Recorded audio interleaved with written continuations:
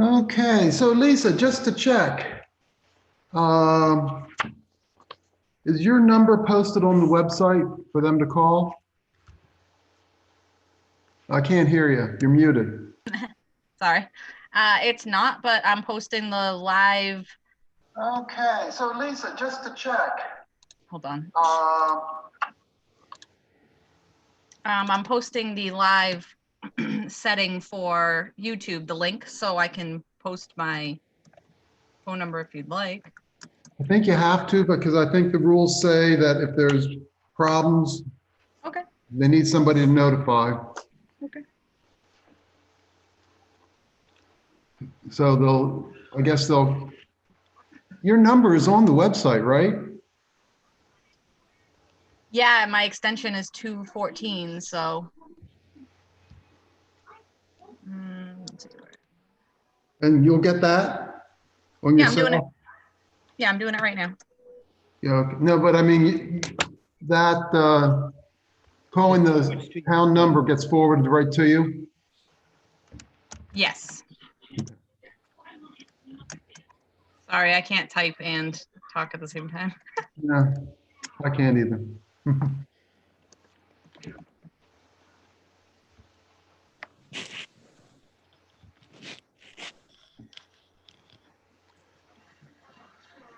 So, John, you mentioned that there was another town that was posting for a finance person, Gilmanton or Guilford or something.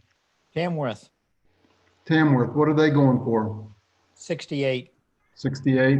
But they combine the position with town administrator duties. They give the person both finance. It's a town of only a couple of thousand people, under 3. So they combine the 2 positions and they're advertising for someone who will both do town administration function and finance functions. It's not that complex of a financial operation. Actually, Glenn Waring, who you know from Northwood, is the person currently filling in up there for MRI.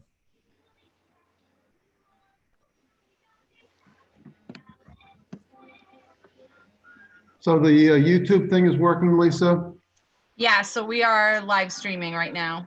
Okay. I'm gonna go on my phone just to make sure that the link works, so. Yeah.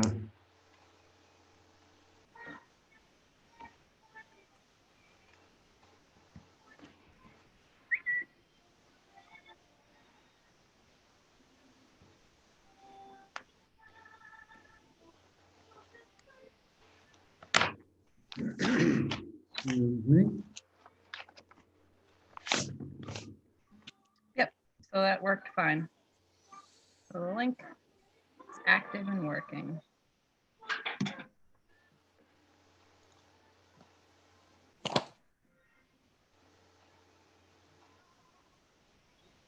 Hello, Susan.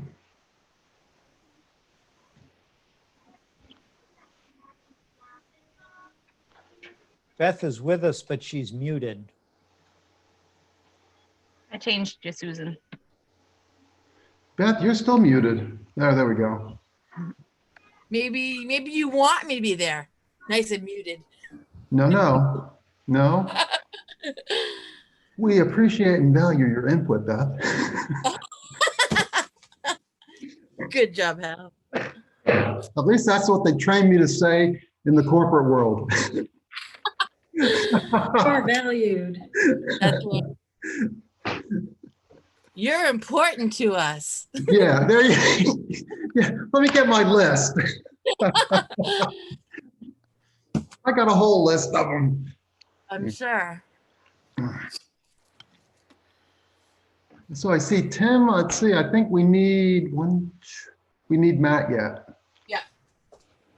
My job has gotten infinitely easier. I only need to count to 4 instead of 5 now.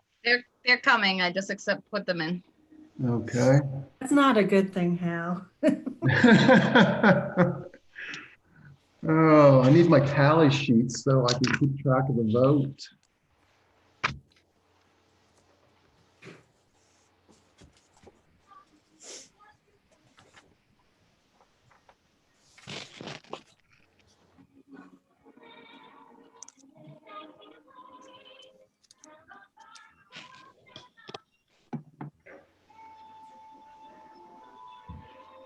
Okay, I guess we got everybody. I'm hearing some kind of music in the background. Yeah, Is it- Hal, I figured you were watching Frozen. Oh. That's me. No. Don't have a babysitter tonight, so I'm gonna do my best. Let it go. Ah, Frozen You is want me to send Emma over right now? yeah, Good babysitter. that'd be interesting. Okay, I think we have another couple of minutes, so we'll wait. Thank you for joining us, Chief. Just FYI, you are later down under new business. I wouldn't mind moving it up with the rest of the board's consent. So I'll ask that at the start. Appreciate that. Yeah, we'll go. I do want to make sure we go through our regular business and the consent agenda. But then I'll see if the board's willing to move that item up so that you don't need, oh geez. Yeah. Wow. No, we're not having the meeting before we're having the meeting. We're gonna wait and then we'll. Nobody's driving home tonight that gets pulled over by the police, but make him wait. I don't think he's on schedule tonight anyway. There's can always make a phone call. tomorrow. Yeah. Be careful how you treat him, even though that's not. Is that a Frozen reference? Well, I'm still sitting in my office, so I still have to drive home, so. You go to circle over the mountain. Yeah.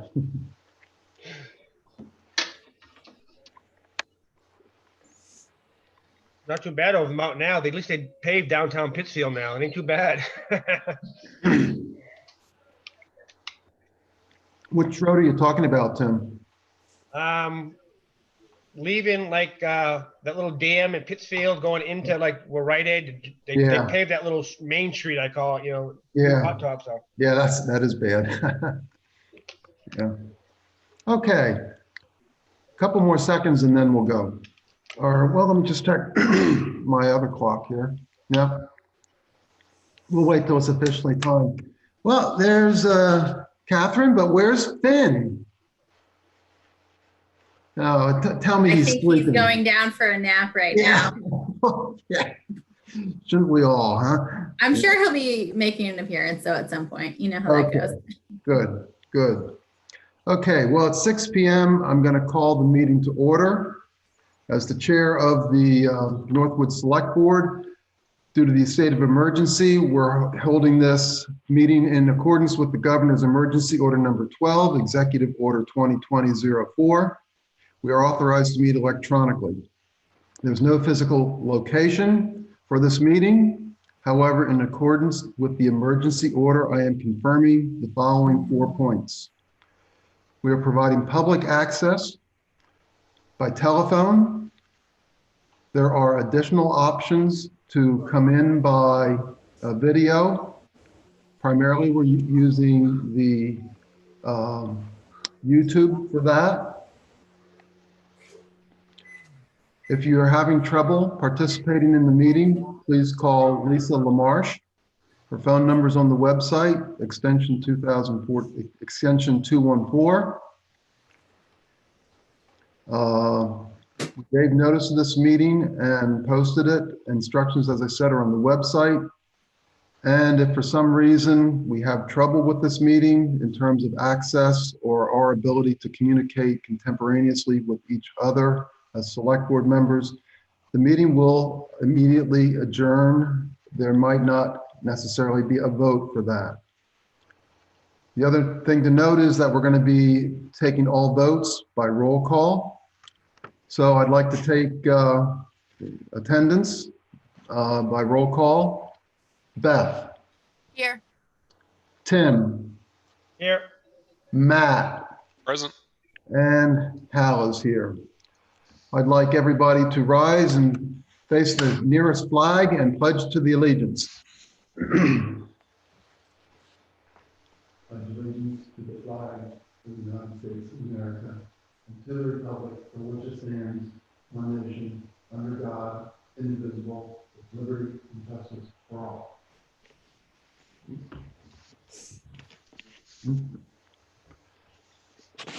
Thank you, everybody. I'd also like to thank again our first responders for everything that they're doing, and also Mr. Young, who is taking on a heck of a workload, and we appreciate it. So thank you, Mr. Young. Before we get into any part of the agenda, there was some questions regarding the posting for this meeting. I'm going to ask the board members if they'd like to, and if they're concerned about how we had it posted, if they would like to, at this point, call off the meeting. This is your chance to make that motion. Our interim TA is here to provide answers on that. If you have any questions as to what was posted and the legalities thereof.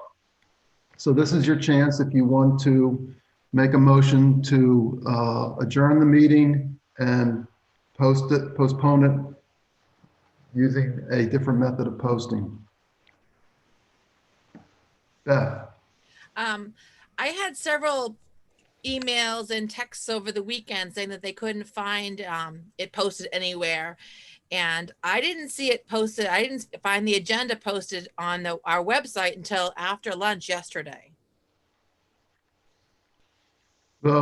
This meeting? Yes. The only place, it came on about 12:30 yesterday on the website. That's when it got posted on the website. That's when I saw it. Yeah. So it doesn't give people a lot of time to do citizens forum by noontime today if it gets posted. Susan? This is a regularly scheduled meeting, so it is posted at the post office as a regular meeting and at the library as well and town hall. The difference is that an agenda wasn't posted.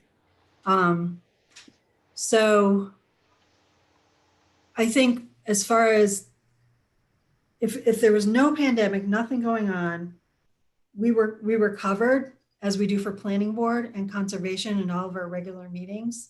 So the only difference is that we didn't post the agenda, which is kind of, I get that's what people are looking for. And the difference is with the Zoom information and the YouTube information, we should probably be putting that out there as well a lot sooner than yesterday. But okay, so hold on a second, because I want to make sure I understand. So the meeting was posted on the website. It is there. It's there as a regular meeting because in the beginning of the year, at some point, the Board of Selectmen, the Planning Board, the Zoning Board, they all agree that they're going to keep their regular schedule. We have regular meetings posted for Planning Board, Board of Selectmen, Conservation, and Zoning Board. And they are all, if you look on to the left side of our website, they're all there. That's why I'm they were on the calendar. Right. It's going to come up on the calendar, and that for all intents and purposes, that is posted. Yeah, this is what's confusing me, because I look on the website every week and I see it there. And if I scroll down, I see it for months to come. Right. As far as posting it on the website, I guess I'm not sure what people are saying it's not posted. All we are legally obligated to post is the date and the time and the place. I understand that. I understand that. So the agenda is almost a courtesy, I guess. Susan, hold on. I'm not asking that question. Okay.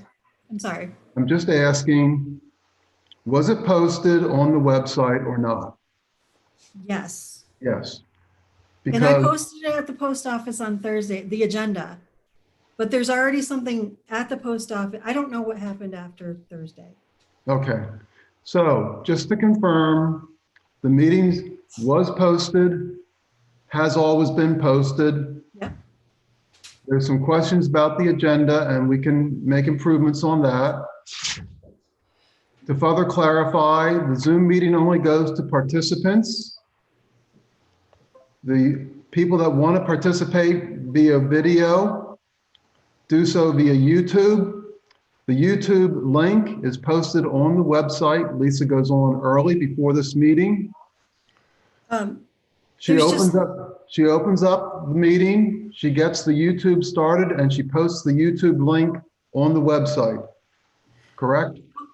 Right. And the only thing I Okay. would say would be maybe we should put the contact phone number on the posting. We can add it to the calendar so it shows up. So if people are having trouble getting on, because you're only announcing you can call Lisa once the meeting starts. So if people That's a are good point. I actually in understand. the meeting, so I think that's a good point. Yeah. And I guess what we're going to have to do, if we post it with Lisa, then Lisa, you're going to have to be there. I know there's some meetings where we didn't have both Lisa and Susan. And for example, when Susan was there, then we had her number and email address. So we're going to have to be careful about that. But I believe that particular component we could do just before the meeting. I don't think people need to know that 24 hours in advance. When they go to sign in to the meeting, they can look that up right then and there. That's my personal Sure. opinion. And therefore, I'm opening it up again to the board to weigh in as to whether or not they want to continue with this meeting. Tim, I'm sorry. I didn't realize you were waving your hand. I'm sorry. I was just waiting. I don't want to keep, Yeah. I guess if people would like to see the agenda as soon as they can, because if they have a citizens forum comment, we need to get the citizen forum comment by noontime today. And if they don't see the agenda till 5 or 6 o'clock tonight, if they have any comments on it, it's kind of too late, I think that's a good point, Tim. We have a process in place where we are trying to finalize the agenda by Tuesday at noon, the week before. At that point, we do have a couple things to clean up, but we could theoretically post it as soon as Wednesday after we finalize the agenda. Lisa, how do you feel about that? I agree on a normal basis. Unfortunately, this week, I'm just going to say that we have a new interim TA and things didn't go as planned, so we didn't get it posted until yesterday. I apologize for that. I know it's just a convenience for people to see the agenda, so I'm sorry. Yeah. I don't know what else to say. But I think Tim has a good point, and I think, you and I have strived to get the process to where it's fixed. And I'm just going to tell you publicly, continue to do what you did to me earlier and just say, no, we aren't changing the agenda. Okay. Just practice saying that again. Susan, did you want to speak? well, I guess my question is, because I feel like we're kind of on the cusp of going back to meeting regularly, maybe. The email citizens forum, are you going to continue with that? Don't know. Or- That's not up for discussion right now. Well, no, that's what I understand that, but I think the reason this is new, so Yeah. it's not, so we're just working with this, like, this is, But it I think, doesn't, yeah, I it understand that, but I doesn't fit think, in with yeah. how the regular meetings are posted, well, to just the Tim's date and point though, time, so we have to we have to take that into to consideration. Tim's point, regardless, if people don't know till Monday what's on the agenda, it doesn't give them Right. very much chance to do it. So I think we need to address what Tim's talking about. I think we have a process and we think we need to enforce it. In the past, people would come to the meeting, sit down, and get to come up to the microphone. So Right. this is different now. So we have to Right. adjust to fit in with this. So it makes sense to post the agenda a lot earlier than we do. We're going to post the agenda a lot earlier on a general basis. It's going to be our best efforts. It's not going to be a requirement. I'll just say that. Okay, final chance. If anybody, I'm sorry, Tim, go ahead. You want to raise another? In the citizens forum, I texted you and Matt yesterday because I was in and out of service where I was working about like when the deadline was, because people had texted me or emailed me, and you told me, look online. I tried looking online. We talked about, no bashing people and the 400 word, three minute, we talked about that, right? Where is that? Where can I see that on the website? I couldn't find it anywhere on the website that says we have to be, polite to people and keep it under 400 words or less. I thought we talked about putting that on the website somewhere. Lisa, do you want to address that? Am I missing it? No, I'm sorry. I'm sorry, Lisa.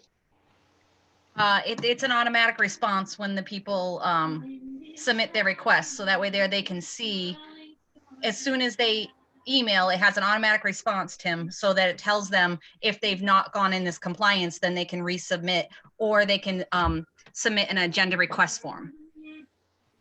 So you have to send an email in, and then that's when it says keep it under 400 words and all this other stuff. So it's already been sent in for my 2,000 word speech, and then I get the results back saying no, it's only supposed to be 400. I probably should know that before I send my email in. Okay, I'll put it on the website. Not a problem. I'm just, because a lot of people have asked me that. They want to see. We talked about the rules and regulations. I just want to, Easy fix.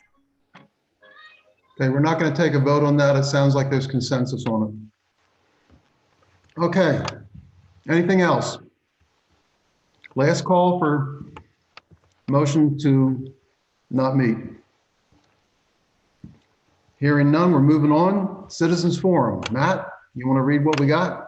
Oh, yeah. Hold on a second, Matt. Bad timing. I've got it. We'll go on to something else and let you finish chewing. No, we're good. Lisa, I only have one. Can you confirm that? As far as you remember, just the one? Okay. No, I have two. You have two? Uh-oh. I think it came in late today. I'm trying to sign in right now to check it. Can you do that and just send me? Yep. I thought I saw one that you said came in late, Matt. So that's the one I have. It actually came in today at 11:46. The chairman is opting to read it, although a little after the deadline.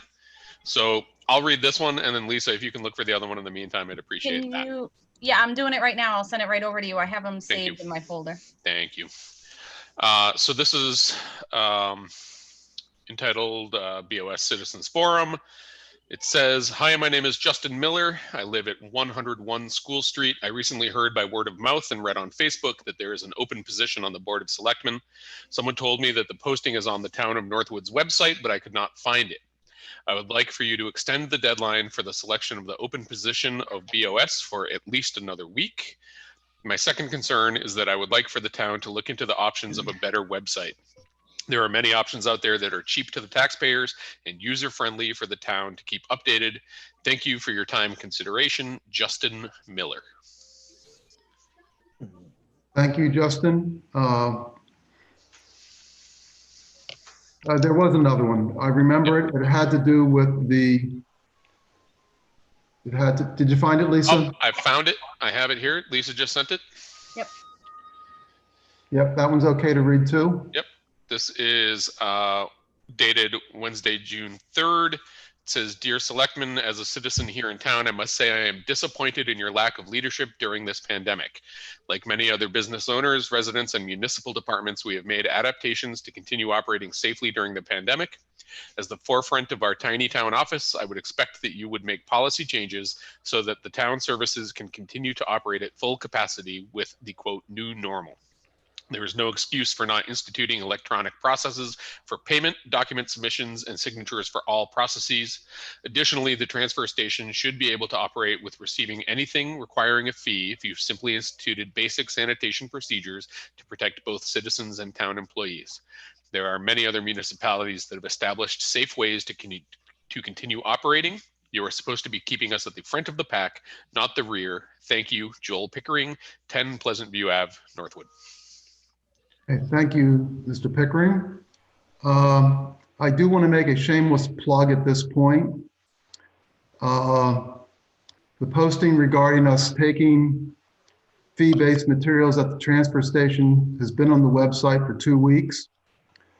I think if we had a town newsletter, folks would learn about this quickly, and it would save people like Mr. Pickering or Pickling, the last person who's read.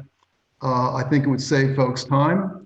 So I'm just going to make a shameless plug that when we put it on the warrant again next year, please consider that, and please consider this situation. Thank you.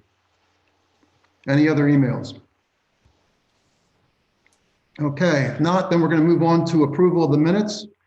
Do I have a motion to approve the minutes of May 15th? So moved. Thank you, Tim. Second by Beth. Any adjustments? Hearing none, all those in favor, roll call vote. Beth, Yes. Tim, Yes. Matt, Yes. and Hal, yes. Do I have a motion to approve the minutes of May 19th? So moved. Second by Beth, thank you. Adjustments or discussion? Hearing none, roll call vote. Tim, Yes. Matt, Yes. Beth, Yes. and Hal, yes. Wow. Do I have a motion to approve the minutes from May 26th? So moved. Thank you, Beth. Tim, second. Discussion? Hearing none. Roll call vote. Matt, Yes. Beth, Yes. Tim, Yes. and Hal, yes. Moving on, approval of the minutes for May 19th. Do I have a motion to approve those as written? So moved. Thank you. Second. Second by Beth. Discussion? Did you say May 29th or May 19th? 29th. Yeah, maybe I think you just said 19th by accident. Just Oh, wanted to you clarify. may It's the have. 29th. It's the 29th. Okay, thank you. That's I'm reading the 29th. I don't know what I said. It said the 19th, but Okay, so the motion is amended to be the 29th of May. so moved. Thank you. Second, thank you. Discussion? Hearing none, roll call vote. Beth, Yes. Tim, Yes. Matt, Yes. and Hal, yes. And a big thank you to Susan. I only found one misspelling, O-N versus upon or something like that. It was terrific, so thank you. Okay. I have under new business, a new police cruiser. With the board's approval, I'd like to move that up so that the chief can get back to work. Oh. I hope he gets to go home. So do I have a motion to move that immediately up to the top of the agenda? So moved. So moved. Okay, and a second. Roll call. Tim, Yes. Matt, Yes. Beth, Yes. and Hal, yes. Okay, chief, you're up. Let's unmute him, Lisa, and see what he has to say. All right, good evening. So I guess I'll start with last year. We did not purchase one last year. We chose to hold off due to the financial uncertainty that we may have had throughout the year. So we missed a year. So what I sent you was a proposal to purchase 2 cruisers this year, one out of the budget. The budget line for that is $43,000 in my budget. And I would also like to purchase a second one out of our special duty capital reserve fund, which you guys are agents to expend. So I'd be looking to purchase the SUV, like you see that we have now, Explorer SUV, a 2021 probably at this point, and equip that for using the 43,000. So to spend up to the 43,000 on that for the purchase, which would be from sorry, I missed it. I sent you 2 quotes. I tried to get a third. I've been waiting since May 7th for a reply. I've chased them every week. Still haven't gotten the quotes yet. So I do have 2. It is a state bid process. So pretty much the prices in New Hampshire are all going to be within pretty close to each other anyways. But just to give you an idea, I did get a quote from MHQ, which is a dealership in Massachusetts that we've used in the past, because at some points they were cheaper than the New Hampshire state bid. But this time, the dealership in New Hampshire, Grapponi, is cheaper. So I'd like to, price of the cruiser would be $33,853.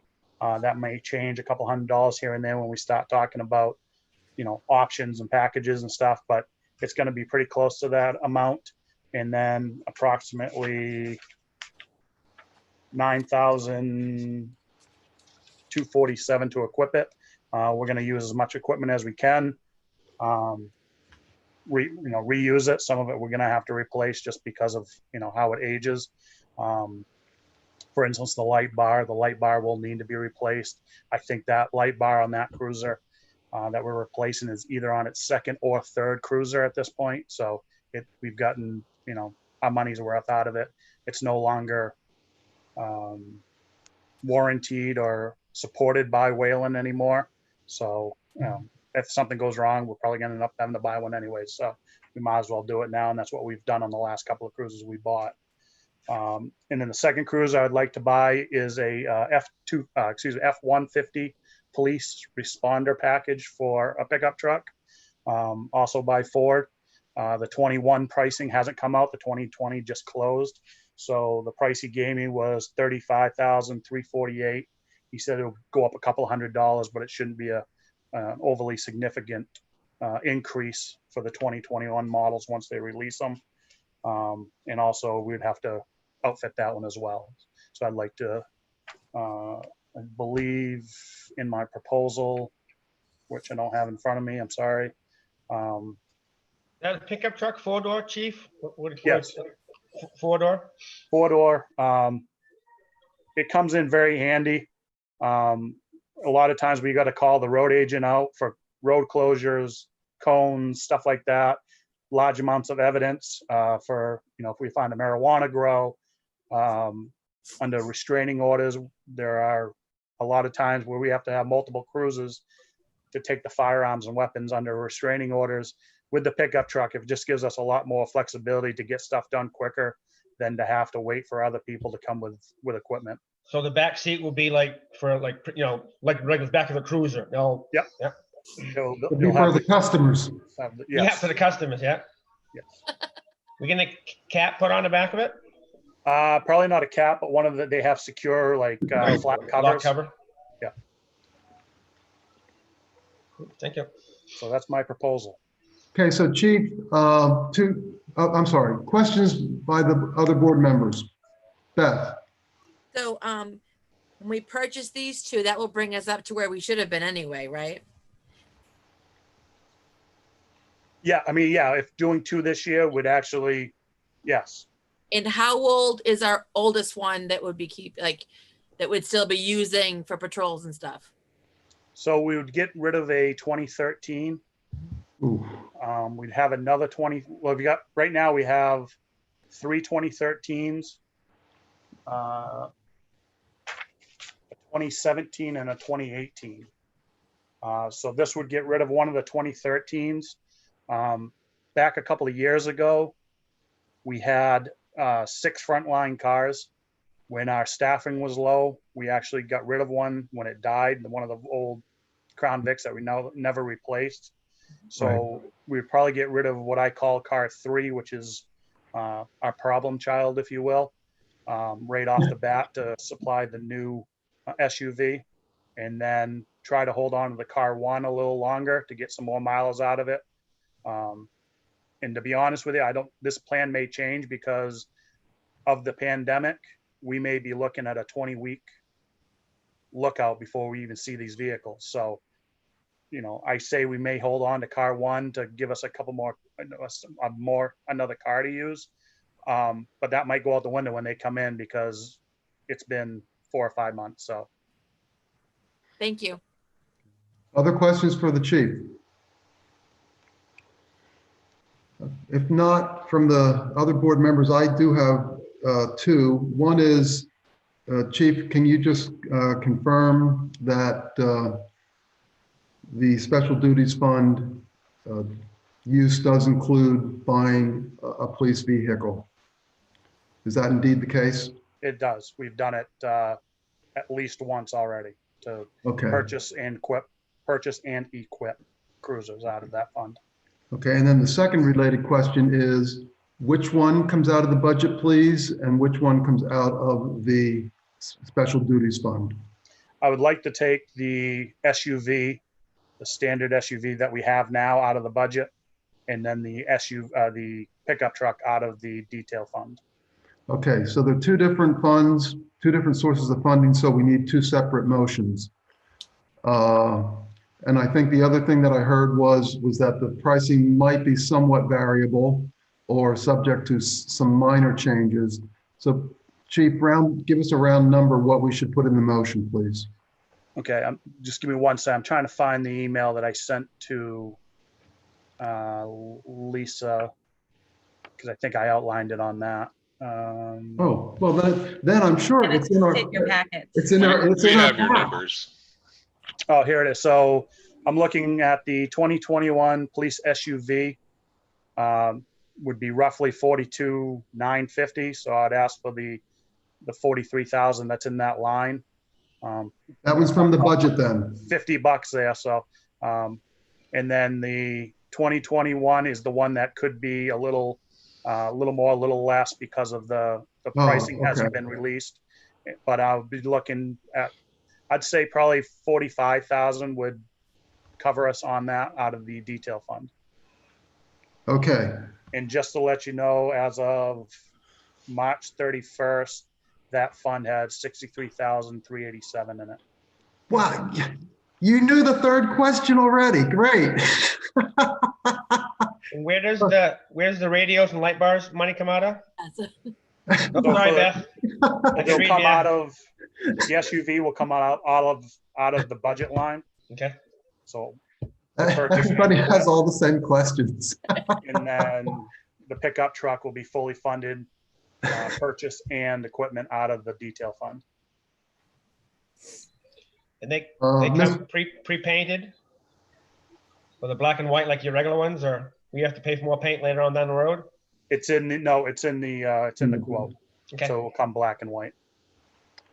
Mr. Fry, So if we make the motion at 45,000 for the pickup, that's only like $400 wiggle room. Would you feel more comfortable with an extra $1,000 of wiggle room in there, Chief? I feel like I would.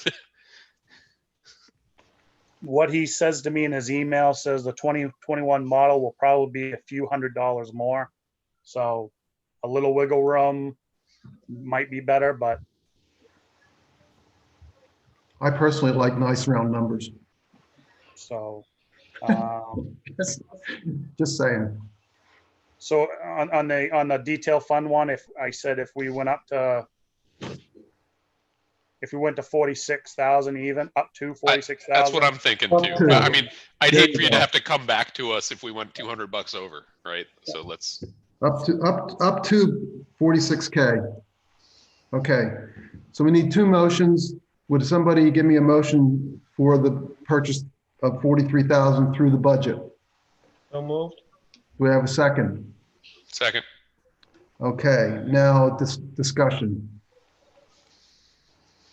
I guess we had all our discussion earlier on. Okay, I'm not hearing any discussion, so roll call vote. Matt, Yes. Beth, Yes. Tim, Yes. yes, and Hal, yes. Okay, so Chief, 43K out of the budget, the operating budget for the SUV. How about a motion for 46K out of the detail fund for the pickup truck? So So moved by Tim. Do we have a second by Beth? Further discussion? Hearing none. Roll call vote. Beth, Yes. Tim, Yes. Matt, Yes. and Hal. Yes. Okay, Chief, thank you. I thought the documentation was pretty darn good. Appreciate you having all the facts and details. That lets us get through this pretty quickly and easily. So thank you. Thank you very much. Thanks for your time, Chief. Thank you. Is there anything else I can answer for you while you got me? Well, just, can you sort of turn a blind eye to Tim's vehicle? Well, You ask, it's a question. Okay, never mind. now we're probably going to pay more attention to it. It's job. not so much my personal vehicle. It's the yellow dump truck that I swerve at him every time I see him. So you look out for that. Well, actually, these new vehicles are going to get attention because now that people know there's truckloads of marijuana here in Northwood. So, Yeah. okay. He's kidding. He said he needed a truck to haul off the dope. So I'm just. Lisa, can you please mute Hal, please? Cut him off. Okay. I guess we're done here, Chief. Thank you. Thank you, Safe Chief. ride home, Chief. Thanks. Thank you. Have a good night. Okay. Okay. Thanks again, Chief. Okay, I'm moving back up to old business. We have first on the docket, property revaluation contract. I'm going to ask well, first off, I'm going to introduce, no, hold on a second. Lisa, why are you shaking your finger at me? No, the consent agenda to do. Holy mackerel, did I miss everything? Yeah, well, Jeez. We did the minutes. a lot of them. Somebody get control of this guy. Okay, sorry. So next up is the consent agenda, and we do have an edit to it. I'm going to ask our interim TA to address it. It has to do with how we pay for or how we fund the request from the Genesee Pond Shoreowners Association for their funds that were approved in the warrant article. It was written up in the consent agenda one way, and John looked it over, and we also got some citizen input on this, and he has what should be the correct wording. So I'm going to ask him to speak to that, and then I will ask Lisa to read the entire consent agenda into the record. So John, why don't you take over here? When you're expending money out of a trust fund, you did not expend it out directly. You spend it out of the town funds, usually out of a general ledger line, which would be due from the trustees of the trust funds. You then have in the motion a request to the trustees of the trust funds for that money, and they will then submit that money to the town. Frequently, they're bundled together so that the money that the trustees send over is once or twice a year. Sometimes the trustees do it every time you request it. Depends somewhat upon the size of what the request is. But in this case, what the motion should be is to move to expend and to request from the trustees disbursement from the fund of that amount of money. In other words, the money comes to the town after the town has sent the money in payment of the bill. And it could be several months after. Okay, so John, that's a little bit complicated, and it sounds like it needs a specific motion. So I'm going to ask one of the board members to make a motion to take that particular item off the consent agenda, and we'll address it separately. Do I have a motion to that effect? Thank you, Tim. Do I have a second? Second. Discussion? Roll call vote. Tim? Yes? Yep. Matt? Yes. And Beth? Yes. And Hal, yes. Okay, so that's off the consent agenda. We'll pick that up, if I remember, immediately after we get through the rest of the consent agenda. So Lisa, would you please read off the consent agenda as it stands now? Northwood, New Hampshire consent agenda for June 9th, 2020. Payroll manifest dated June 4th, 2020. Batch number 14902 for $61,038.33. Batch number 14903 for $22,282.33. $1,000,000.41 for COVID-19 hazard stipend pay. Accounts payable manifest dated May 29th, 2020, batch number 14897 for $53,636.38. Batch number 14898 for $397.36 for COVID-19 expenditures. Purchase order number 20492 for $2,650 for Round Pond Soil Survey. It's a septic facility semi-annual monitoring of groundwater wells. Purchase order number 107148 for $10,000 for MRI for Glenn Waring.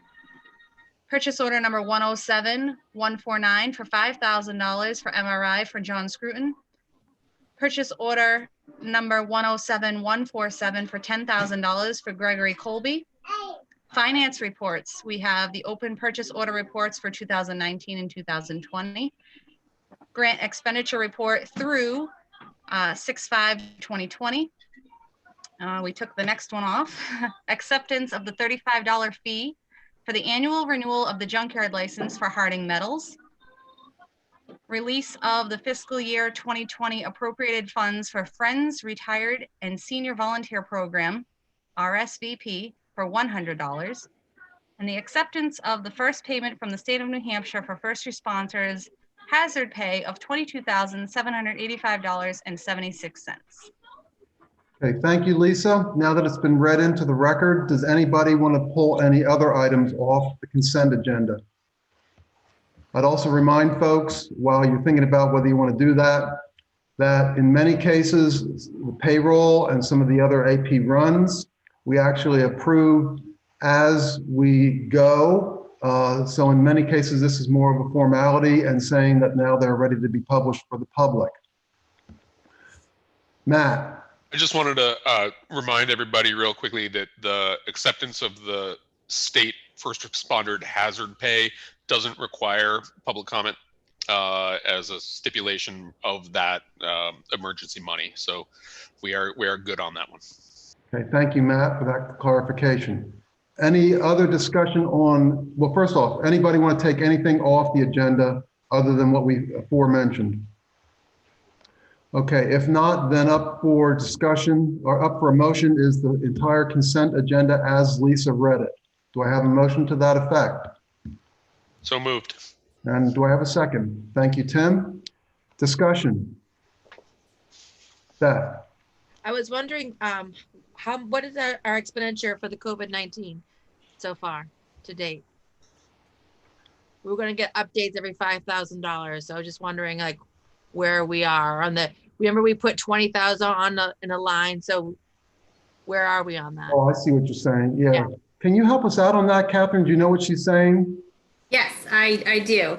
And I do apologize for, this is going to be quite the jump from what we had, which was well below 5,000 to now all of a sudden we're up to be exact, $37,929.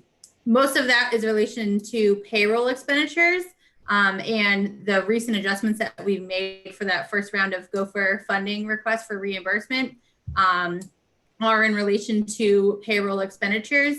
And Gopher released additional guidance on eligible expenditures on the 28th of May, which is kind of the reason why all of a sudden we have all these expenditures in addition to those hazard pay stipends, which are the majority of that $37,000. So the 22 is part of the 37? Yes. Okay, thank you. Yes, 22, the money that was received, that's only the fighter portion of the first 4 weeks. We still are waiting on the police. So there's an additional, I want to say about $12,000 that we'll be getting for the police hazard pay stipends for those first 4 weeks as well. Thank you. Okay. I think, well, let me ask the board, do you want to still continue to ask for updates as we approach each $5,000 level, knowing that we might be jumping up in more like 10 or 15, even $20,000 increments?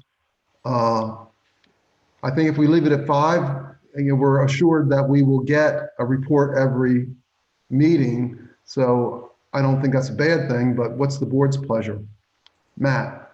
So given the number that we were told that we could be reimbursed up to, It's a hefty number, so I'm certainly a little less nervous about tracking every 5K. I'd be very comfortable moving that up considerably. That's just my 2 cents. You want to make a motion to that effect? I mean, and my number might be a little too big to stomach for some of the other members of the board, but I'd be comfortable with 25,000. Okay, you're making that motion. Do we have a second? Well, Matt, I think it gets too high.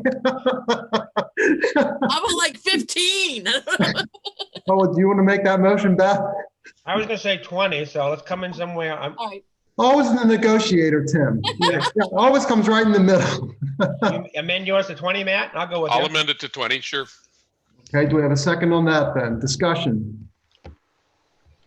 Hearing none, we're changing the reporting parameter to 20K. All those in favor say yes or aye. Matt, Yes. Beth, Yes. Tim, Yes. and Hal. Yes. Okay, so that was something that as moderator I would not have allowed, which is a motion within a motion. But in the efforts of expediency, I thought, well, what the heck. So moving back to the consent agenda, is there further discussion on the consent agenda? Hearing none, we'll have a roll call vote on that. Beth, Yes. Tim, Yes. Matt, Yes. and Hal, yes. Okay, that takes care of the consent agenda, except for the one item that we pulled off. At this point, I'm going to ask John to give us an exact motion as to a read off a proposed motion, and then I'll ask one of the board members to make that motion. I have two questions to clarify. What is the name of the? John, speak up a little bit. Oh, sorry, I put my mic over to the side. Can you hear me now? Okay. Yes. What is the name of the expendable trust that you're referring to? The money's coming out of. The exact name. It's. We're gonna get a town report. Hold on. Yeah, somebody's got to get a town report. But Catherine, do you have it handy there? It's something like the aquatic invasive species prevention and control. Blah blah blah blah blah blah. One to control and one to maintain. There's actually two. There's two. The one Yes. is for prevention. That's this one that we're looking for. The other one is for treatment.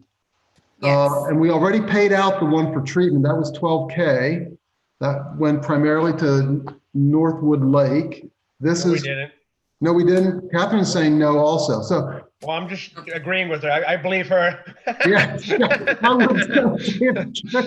It's all a blur. I know we paid them at least once.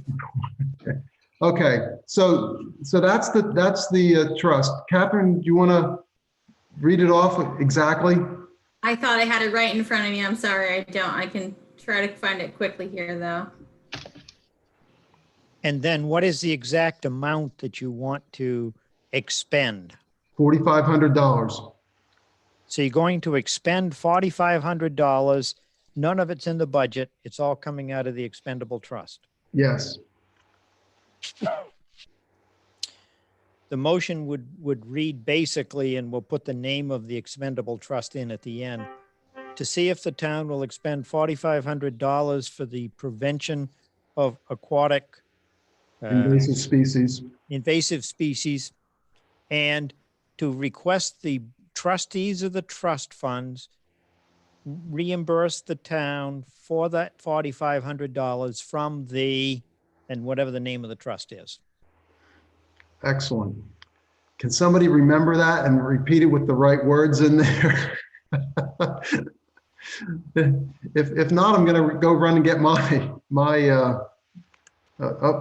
Catherine, do you have it? I do have it. So the first is the Aquatic Invasive Species Expendable Trust Fund, and that's for the Lake Host Program for Pleasant Lake in Deerfield for $2,500. And the second is the Aquatic Invasive Species Treatment and Control Expendable Trust Fund. for Northwood Lake Watershed Association in the amount of $12,000. And I can send that verbiage to anyone who needs that. Which We just- one are we taking it out of? The first one. The So first read one. off the first one, Catherine. The first one is the Aquatic Invasive Species Expendable Trust Fund. Okay, that's the one. Okay, so John, do you want to state the motion, please? To expend $4,500 for the prevention of invasive species and to request the trustees of the trust funds reimburse the town from the Aquatic Invasive Species Expendable Trust Fund in that amount. Okay, so this is to expend, well, I think we need to say to the Genis Pond Shore Owners Association. 'Cause Yes. that's who's requesting it. Okay. So read it off once again. We'll make sure we get it right, please. To expend $4,500 to the Genis Shore, Genis Pond Shore Owners. yes, for the prevention of aquatic invasive species and to request the trustees to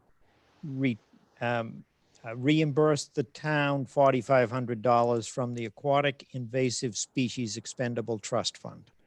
Okay, so do I have a motion to that effect from somebody on the board? Also move for discussion later. Okay, so Tim's motion and Beth is seconding. Go ahead. Now, have we paid any of these three places yet? I'm going to defer to Catherine. I thought I saw, I'm pretty sure I saw the Pleasant Lake one. So I'm sorry, I thought we were talking about just the two from the last meeting that were approved on the consent agenda. Yeah, So I just need That's to what look into this. Yes, so the last two were Pleasant Lake and Northwood Lake, correct? Yes. That was already approved. Now to use up the rest of the money that was approved this year in the warrant is the $4,500 to Genis Pond Shore Owners Association. That's what the motion is for tonight. So going back to the two funds, the $12,000 for Northwood Lake came out of the treatment fund. The $2,500 for Pleasant Lake came out of the prevention, which is the same one as Genis Pond is requesting. Yes, they have not been paid yet, but Yeah. I am working on an AP manifest now. Yeah, okay. So we're talking about the Aquatic Invasive Species Prevention Expandable Trust Fund, right? Yes, Did we say expandable? And that was expendable. Yes. expendable, I'm sorry. That was from the warrant article, wasn't it? Yes, they both are. They're both Okay, warrant I just want to articles. make, yeah. Yeah, and this has been a fairly regular thing now for several years that we broke them apart so it's clear which is spent on prevention, which is spent on treatment so that the town can see the value of prevention. Further discussion? Seeing none, we'll have a roll call vote. Tim, Yes. Matt, Yes. Beth, Yes. and Hal, yes. Okay, John, thank you for letting us put you on the spot. Sorry, I guess I should have thought of that earlier and asked you to just write it out so you could have just read it. But Yes. thank you. I think we got it all straightened out. Okay, so that is that item. So I guess at this point, we've already introduced John. He's our interim TA. He's from MRI. He's working with us for 12 to 16, possibly more hours per week, depending on how much time he can free up. He's obviously also working elsewhere, so we don't get him full time. And I think as we go through the rest of the agenda, we're going to talk a little bit more about what things John can and can't do for us. And then we're going to have to decide as a board how we handle some of those things. So I'd like to hold off on the actual distribution of work discussion until we get into some of the nitty-gritty details through the rest of the budget. And I think it'll become a little bit easier to do them one by one at that point. So one of the ones that is assigned to him is the property revaluation contract. So John, I'm going to let you speak to that just for the board's reference or recollection. This is something that Mr. Hadley had brought up a few times and had actually talked to the state about. John has been working on this and will be contacting the DRA later based on what actions we take tonight. So John, go ahead. It's required of the town that they do a regular update of their property valuation every 5 years. And what's normally done, and that is to start the update of the physical property of the number of bedrooms, the size of the house, the size of the lot. Those factors are part of what they call a rolling reval, which means you go around and you make those adjustments to properties until you've been covered the entire time over the years leading up to what's called the certification year. Northwood is in their certification year, and during that year, you need to, based on sales, do a statistical update of the values in which you notice, has the value of waterfront property changed to a greater or lesser degree than property with a view or property on a main road or property on a back road based on sales. And that's required by the state. The town was supposed to have a contract in place by June 1st. I have talked to the town's assessor. I have here a contract for him to do the work. There was one decision that had to be made, and based upon the shortage of time, I suggested that we're not going to mail the new values to everybody, and we're not going to have the hearings before the tax bills go out, but do them afterwards, because we don't want to delay the tax rate setting because it could affect your cash flow. So based upon that, the price that he has requested is within the budget, and the price that the cost of doing this, I should have circled it. Sorry about that. Why can't I find it when I need it? That's what highlighting is for. Sorry about that. So that he will not do the informal reviews, but he will do a defense of the value and indemnify the town. This is a fairly standard contract from the Department of Revenue. They have certain standards that have to be met. And this is what this contract is. Personal public relationship. Here it is. And the price is $36,000. As I indicated, that is within your budget. The budget for assessing this year was raised because it was a certification year. So that you had a budget this year. Last year it was $25,000. This year it's $88,000. You still have $44,000 remaining in that budget. So this 36 fits within it and leaves $8,000 for him to do defensive values and to do work at the end of the year. The bulk of the abatements that will come in as a request for abatements that will come in as a result of this statistical update will come in 2021. So I didn't know if there were any questions on that or not. Questions by the board? I just want to make sure I understand, John. So we have a contract with the assessor to do this additional work. That additional work is $36,000. We have budgeted 44. The 8K that's remaining would be for when people come back and say, no, I think you got this wrong. And he's going to have to defend what decisions were made on the assessment. Is that correct? So this is sort of an open-ended item? The 8,000 is open-ended and Yes. could be for any regular assessing needs that came up. Okay. That's the most likely, but it could also be used for other assessing needs that come up. Okay, so, okay. Further discussion by the board?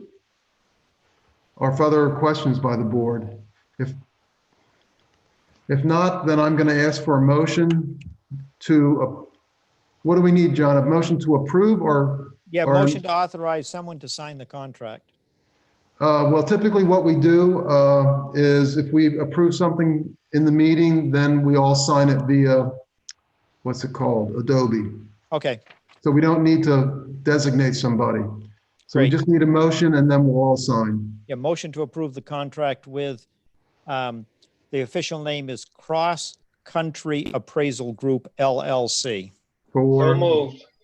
For 36,000? Yes. Okay, do we have a second? Second. Okay, thank you. Further discussion or further questions? Hearing none, roll call vote. Matt, Yes. Beth, Yes. Tim, Yes. and Hal, yes. Okay, thank you, John. Okay. Next up is online assessing cards.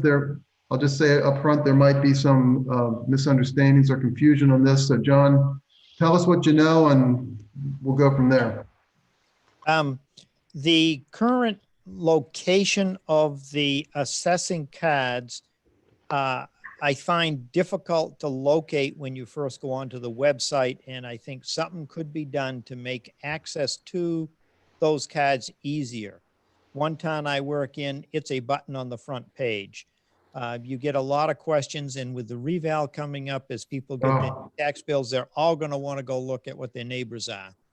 So I would suggest two things. One, we need to move that button to a more easily located, visible location. And the second thing is Stratford Regional Planning Commission is willing to do work with our assessing database and our GIS and put that online to add additional layers that would assist people, and there's no cost to do that. That's part of your dues to Stratford Regional Planning. So I'd recommend that we authorize Stratford Regional Planning to proceed. And if there's consensus from the board, I will work with somebody or other to make sure we have that button more readily accessible to find. Okay, so Susan, you have a related point or question? Yes. So I wish Linda was on because she could explain this better than me, but we did have SRPC doing the layers and everything, and found that their tax cards, Linda's coming on right now, so maybe she can explain this better. You have to unmute her or just do it herself. But you should probably tell her what's going on because she's probably a little bit. I gotta shut the other one off. Can you hear me? Yes, we can hear you. So Go ahead, Linda. Explain the whole SRPC versus Hold on just a Cal, second. tell her I had YouTube on and I was hearing it in double vision here. So SRPC versus Well, in addition to what we currently have to add layers to what right. we have through SRPC. And I should have talked with you earlier, but it just came up. Right. And it seemed like it may be something worth considering. Linda's better at this than me, so I'm going to mute myself. I'm just going to say that I think I can certainly contact John and he can give me that information and we'll follow up with it and get it done. Yeah, the other point I was making, Linda, is as I look at your website, I find it difficult to find the tax cards, and I think I did hear that. I did hear that part. So I I think agree we can work with 100%. Mainstay. Yeah, work with Mainstay. We'll try to get that a more prominent location. That sounds wonderful. I know I do get emails from people who, and I have to direct them to get to where it is. So you're absolutely correct. That's a great piece of insight. And that is something that's so helpful. We waited a long time to get it and people need to know it's there. Yeah, and it's really a nice tool. It really, really is. So do we need a board motion to do this, or do we just include this as part of the instructions? Okay, so I have it on the to-do list then. Move the assessment card quote button and add additional layers via Stratford Regional Planning. And Yes, John, that you're going to work with Linda. Staff and will work, Susan I'll on work that. with Linda on that. Okay, Susan. No, just for clarification, is Lisa doing to do or am I doing to do? I think John will talk to both of you and we'll figure it out. Uh, Because Okay. I'm not sure how much work it is and There was a miscommunication the last time I got that assignment. I just yeah, wanted let's to- It's on me right now. It's and on I'll John. The two of yeah, you. yeah. So I'm the one that's responsible to make sure it happens. But I'm Okay. writing it down. I'm writing it Okay, down. good. Okay. Susan, you talking about the to-do list for tonight's meeting? Yes. I'm talking about the to-do list for Talking tonight's all meeting. to-do Yeah. lists. Yeah, yeah, I I've was got my bad with the list. last to-do list. We're going to check that list at the end of the meeting. I didn't understand it the last time, but I get it Yeah. now. Everybody does. Okay, thank you, John. I'm going to move on to the paving request for proposal. I thought I saw that in our pack. So let's bring it up for discussion. It's in the email version. It wasn't ready. I didn't have it in time for the Mailing, mailing. Sorry. right. Yeah, no, I thought it, yeah, I primarily look at the emails. So that's, I know I saw it. Okay, so I'm going to open it up for discussion. I know I have a couple points I'd like to make, but let's hear what the other board members have in terms of questions or concerns about the RFP, because I'd like to get it issued as soon as we can. Discussion on the RFP itself? Okay, seeing none, then I'm going to bring up the point that I made with John today. And that is, I'm a slight bit concerned that we don't ask specifically for each road to be broken out by cost. It's just an overall cost. John talked that over with me and said in most of the cases, especially given the way we have the form, we're going to do the costs on a per unit measure anyway. So we should be able to do parts or, subcomponents and still accurately keep within the costs. The other thing I want to bring up is this RFP is going to be funded by two different components. If we do it all as one, meaning that there's approximately $100,000 in the operating budget that was primarily designated for Harvey Lake Road and then additional other miscellaneous road projects. And the other big paving projects were part of a warrant article. So those are the two considerations that I want the board to be aware of from my perspective. Certainly John has corrected the one, or at least comforted me on that. But I'll open it up for discussion because I see Beth has her hand up. Beth? I have my email up. It's really small. Well, What about contracts the are supposed to be all fine print. Well, I have my contacts out, so I can't actually read it. What about the library? I thought they were going to get a bid for the library as well. Yeah, there you go.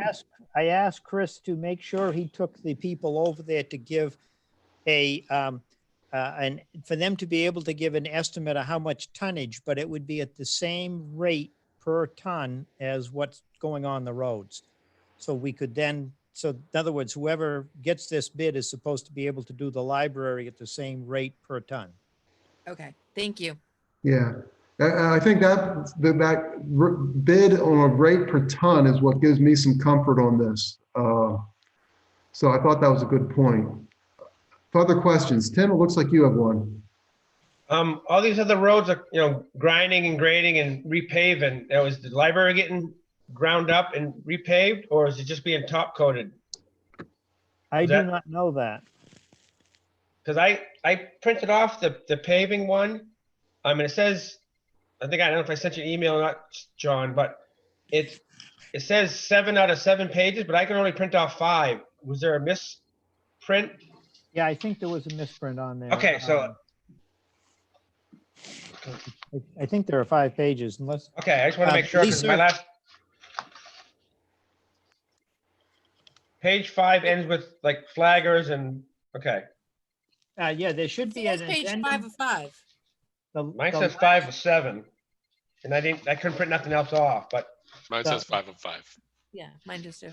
Yeah, the last page. well, fine, all right. Mine does It's the too. town's flagging regulations. So if you've I got. the don't town's have mine up, flagging I can't say. regulations, you've got everything. Yeah, I got like A, B, and C. Is that the last page? The flagging regulations are the last page. Okay. Well, as long as you have everything, I think that's the key point. Okay, so I think it's not a real question that we need to address tonight in terms of what's required for the library, as much as we get them to look at it and give us the estimate and quote, and the expectation that it would be at the same materials rate as the other work. Are folks comfortable with that approach? Yes. Okay, so in general, we're comfortable with that approach. Does anybody have further questions as to how we're going to do this? I guess, let me just back up a second. I know, John, you said, let's get this out, and then Chris is going to take the bidders around and show them the work. What's your expectation for the whole cycle time, and when could we actually expect to get bids back, or what did you specify as the return date on the bids? I don't have it right in front of me, but I thought it was for the next, the 23rd, for your 2 meetings, Yeah. 2 weeks. Okay. June 23rd, it says. Okay, so you can talk to Chris and make sure he gets the bidders in and gets them around quickly? Yeah, he says he's already shown them and they already were Oh, aware of it. So okay, so he's ahead of the game. he should be able to. Now, the problem you may run into is this is about 2 months to 3 months too late in the season to be bidding this. Yes, Early because of the way they usually schedule paving during the summer. So you may not get as wide a response as you would had you bid it early during the winter, when they have the time to be doing planning and scheduling all their work, but Yeah. can't get it any earlier than we are now. yeah, and John, I think the other point, and I think this is up for consideration. We do not know how things are going to go in town in terms of tax receipts and things like that. So before we accept the bids, maybe there is some consideration as to whether we do all the work or not. Certainly some of it on the warrant, the voters have spoken, so to speak, so it might be difficult to turn that back per se, but it would give us, a chance to think about that a little bit and get to that point. But again, I just ask everybody to keep in mind that the funding is from 2 different sources. If we include the library, it'll be 3 different sources. So we'll just have to be careful how we build that out and all that type of stuff. And the library was supposed to get done last year, but that fell through the cracks, so. And we're not going to let it go through again, if I can help it. But my understanding is the library money is in an expendable account that does not lapse. Is that correct? Don't know. I have to go back to the budgeting process to see where we put that within the whole process. There were some rearrangements of different things at the end of the budgeting process. There's a furnace, there's some other items. I believe you're correct, but we'll deal with that when the time comes. But yes, there could be a different source than the budget. So that's coming out of like the library, not coming out of Chris's pocket. Correct. It's not coming Okay, out of one- Chris's pocket. Okay, Correct. want to make Yeah, sure. Because of, absolutely. yeah. I think I heard something about a facilities fund, and I'm not sure exactly how that was structured. Well, we'll have to take a look at the details, John. Yeah, but I'm pretty sure it's not Chris. Yeah. No, it doesn't. No, I mean, the simple answer is the library paving, the approximate $11,000 or $12,000 that it's expected to be, definitely doesn't come out of Chris's budget or the highway, the Right. operating, nor the highway warrant. It comes Right, I out think- of library funds. Right. I think we're all agreed on that. So it's okay to go out with, consensus is we can go out with the RFP for paving. Yeah, let's do a formal vote so everybody's clear on it. So do I have a motion to post the bid package as presented to us? So moved. Yeah, with the deadline, June 23rd, 12 noontime, it says in the paperwork, right? Right, because we want to make sure we can go check the mailbox, bring it to the board that night. If it's a vendor that Chris has regularly worked with and we don't have any questions on the references, you could even award it the night of the 23rd. If Okay. the low bid turns out to be somebody we've never heard of, then we're going to have to do some due Then we diligence. got it. Okay. Okay, so we had a motion and a second. Is there further discussion? Okay, so this is I'm reminding everybody, this is the motion to send out the bids for the paving. Beth, how do you vote? Yes. Tim, Yes. Matt, Yes. and Hal, yes. Okay, so John, you and Chris work to get that out and make sure the Yes. contractors get, okay, Yes. thank you. Actually, I have an error here on the next one. It says Bow Lake Bridge status, Chris. That's actually my status. As you might recollect, we authorized me to sign the contract and stuff, but we need state DOT approval. I've been sending a note every Sunday or Monday asking, where's it at? John suggested that I continue to do it, but probably weekly is about the max before I start to get irritating. So I'll continue to send out every Sunday or Monday another email if we don't hear from them this week. And this is not unusual. Even before the coronavirus hit, that department was overloaded and understaffed, and this was a place that could hold up projects. It's not a surprise. So we'll have to see how that plays out. I'll just, like I said, continue to push on it. We'll just do it and ask for forgiveness later. Well, you Pardon? might not get your 80% match, so that's a little risky. Okay, I see Catherine dropped off the video. We'll see. Catherine, Yep, okay, she she's is. there. Do you have your partner there to help explain preparations or to give us an update on preparations for the audit? My partner just left, but I can speak to that. You gonna be able to hold up okay without him? Yeah, I think I'll be okay. Okay, well then go ahead. Alrighty, so audit. So the 2019 audit is scheduled for next week, the week of June 15th. The 2019 financial statements are nearly finalized, pending just some minor adjustments and for final reconciliation to all the reports that we have. So Greg and I are just spending this final week just preparing for the audit and making sure that all of our support agrees with the general ledger and the financial statements, and that we have all the audit documentation prepared and ready for the auditors. The auditors have sent out a document package with a list of documentation required to complete the audit, which I have disseminated that documentation request to any corresponding department outside of my own earlier this week. And I will be sending as much information as possible electronically to the auditors. This is a topic of discussion, I think, between John, in his capacity as interim TA, and the board. The auditors have inquired if they will be allowed to come on site to conduct a portion of the audit. They will be working remotely on Monday and likely Tuesday. They have requested if they would be allowed to have a small team on site Wednesday and possibly Thursday. They have sent along a COVID-19 fieldwork survey, which essentially authorizes them to come into town hall and inquires of any parameters that they must abide by us allowing them access into town hall. Yeah, and what I did is I filled that out and I returned it. Basically, we want them to wear a mask when they're not in the big meeting room, or if our staff go in there, they should wear a mask. That if they use the copier, they should wipe it down afterwards, or other town equipment.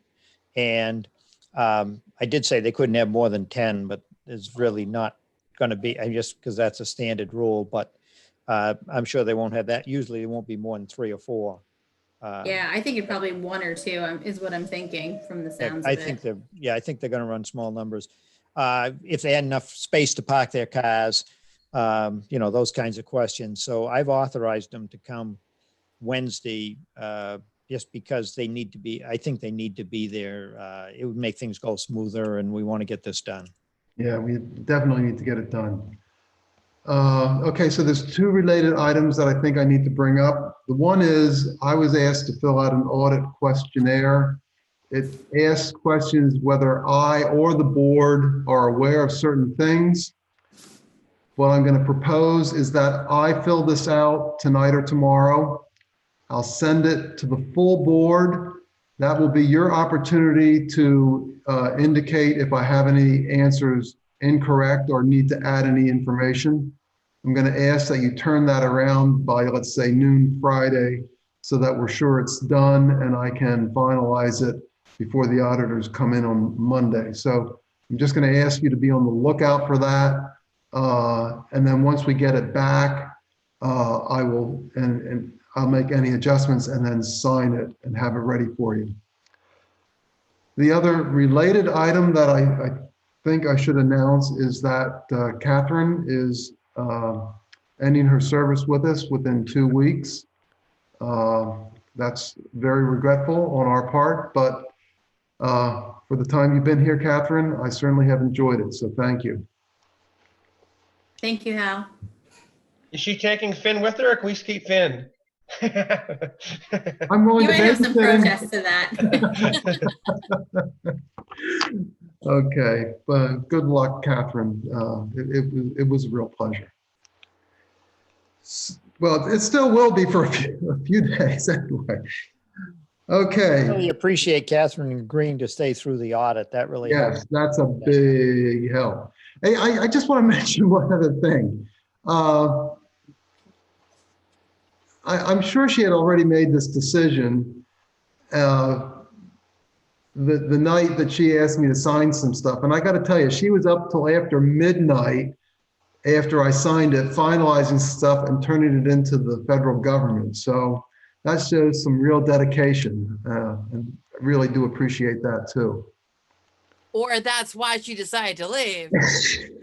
Well, she did say some select board members are harder to work with than others.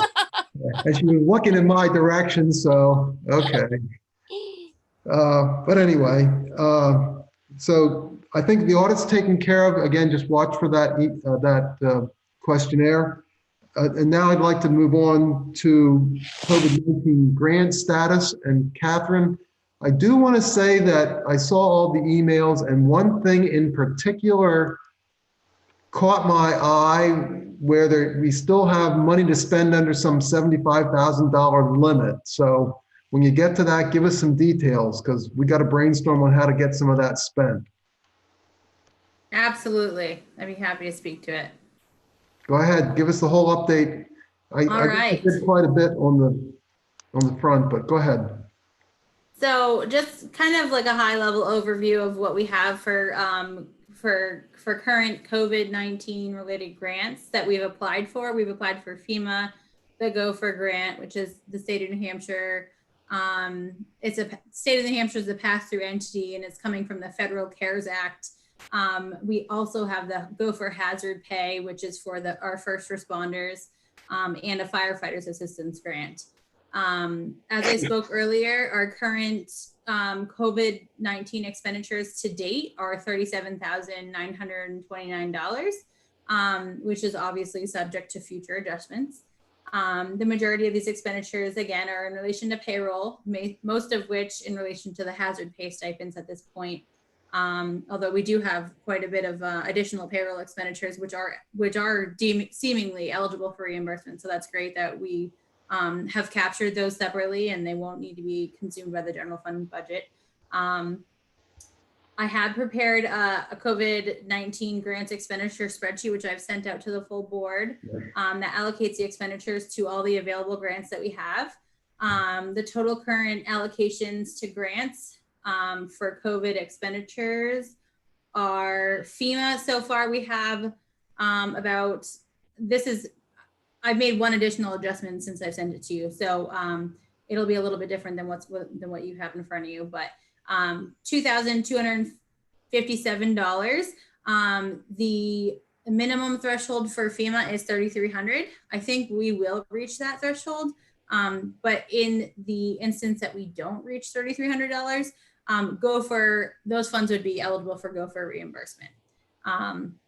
For Gopher, we have $12,673. The Gopher hazard pay is $23,164.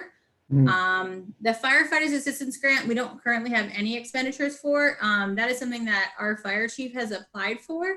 And if awarded, all of those would be future purchases. So he's kind of outlined things that he would like to buy. I think the biggest of which is like a UV system for the ambulance, which would sanitize things, right. And other fire department expenditures. There is also a current unallocated portion, which is about $435. So it's not too much, but just as a note, FEMA will reimburse expenditures at 75%. The remaining 25% can be absorbed by Gopher. But that is only for the period of eligibility, which for Gopher, it's March 1st through August 31st. The president has declared the emergency status as of January 20th, 2020. So anything between, sorry, my cat's trying to get into food.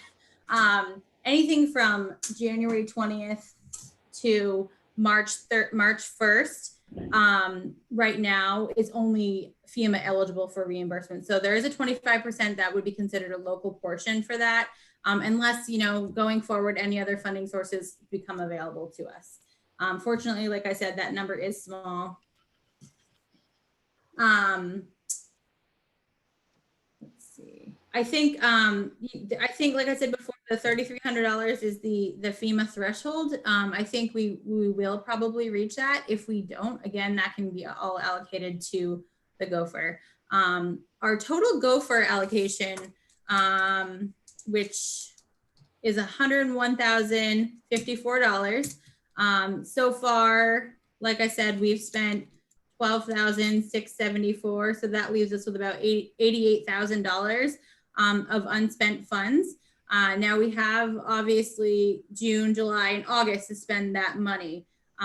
So if we forecast out, that was the first 2-month period. And then if we forecast out the next 3 months, you're looking at maybe $20,000 additionally. So with that being said, there's, roughly $70,000 of funds that we have received through this grant or we're eligible to receive. It's a reimbursement-based grant. So I definitely would strongly encourage that the board and our town administrator and the finance office all work together with department heads to see how we can use that funding, because again, it's allocated for the town of Northwood. As the board looks to reopen town hall to employees and other buildings to employees and then eventually to the public, I think this is a great way that those funds could be used. Some other towns are even looking at like the election and under the town clerk, tax collector, looking at sneeze guards for the upcoming election year, since it's something, likely we're going to be dealing with this outbreak going into the fall and winter, with the expectation that it could even get worse than what we've seen. So, that funding is there, it's available. It is a tight deadline. The state has mandated a tight deadline on this. So I think it's something that, it needs to be addressed in the near future. What's the deadline, Catherine? August 31st. And that's when the expenditures are incurred. So, services have to be procured or goods have to be ordered at that point in order to be eligible. So if there's something that happens in September. Encumbered or actually on site? So procured. So yes, if you have a purchase order and you've contacted a vendor and you've procured the services or the goods, then that should be eligible. But if you're seeking out these services in September, it wouldn't be eligible at that point. Okay, got it. So for the rest of the board members, is this something we delegate to John and ask him to speak to like the fire chief and police chief? I think even the library too, recreation. How about just, Town clerk. it sounds like just in general, everybody, John. Yep, I agree. Okay. Anybody disagree on that? Well, no, I mean, today the governor even said that we're probably going to have another bigger outbreak, come October, November. So if we can buy everything I mean, you can't even find hand sanitizer. Yeah. So if we can buy Yeah. everything we need now. Yeah, so we better be preemptive is what you're saying. Yeah. Yeah. Okay. So John, that one's yours, buddy. Okay, before you leave me, and with Catherine still here, she chatted with me on the side here, and she got a very valid point that the two motions you made last week on the trust funds need to be changed as well. And I didn't know if now was an appropriate time to bring it up while Catherine's still there or not. Yeah, I think we better. So, So are we done with COVID, Catherine? Yes, I think so. The only other thing I wanted to mention was the hazard pay. Again, that we spend about 23,164. There will be the second round of hazard pay will be paid on July 3rd. And, we estimate a similar amount. We have received the fire portion of that reimbursement so far. We're waiting on the police for the first round, and then the second round should be forthcoming in the near future. Great. okay. Thank you, Catherine. Excellent as always. Thank you.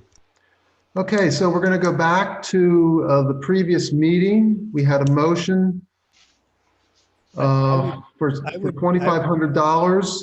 So I'm going to ask John to repeat what he said for Jennis Pond, but insert Pleasant Lake Association in its place.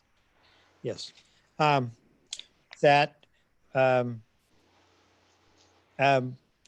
The motion would be to clarify the vote from May 26th and indicate that the Board of Selectmen expend $2,500 to the Lake Host Program for Pleasant Lake in Deerfield and request the trustees of the trust funds reimburse the board from the Aquatic Invasive Species Expendable Trust Fund.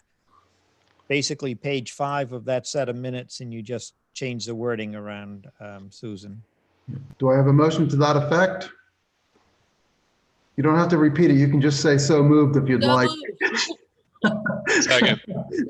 Okay. Discussion? Hearing none, roll call But vote. just confirming that's the prevention Yes, trust fund. yes, yes. I'm sorry. I was looking down. I didn't see you. So thank you for speaking up. So yes, it's from the prevention one. Right. The The other one says- I'm going to make is from the treatment and control, but that one is Yeah, prevention. the Correct. treatment one is treatment. Yeah. Okay, so Tim, how do you vote?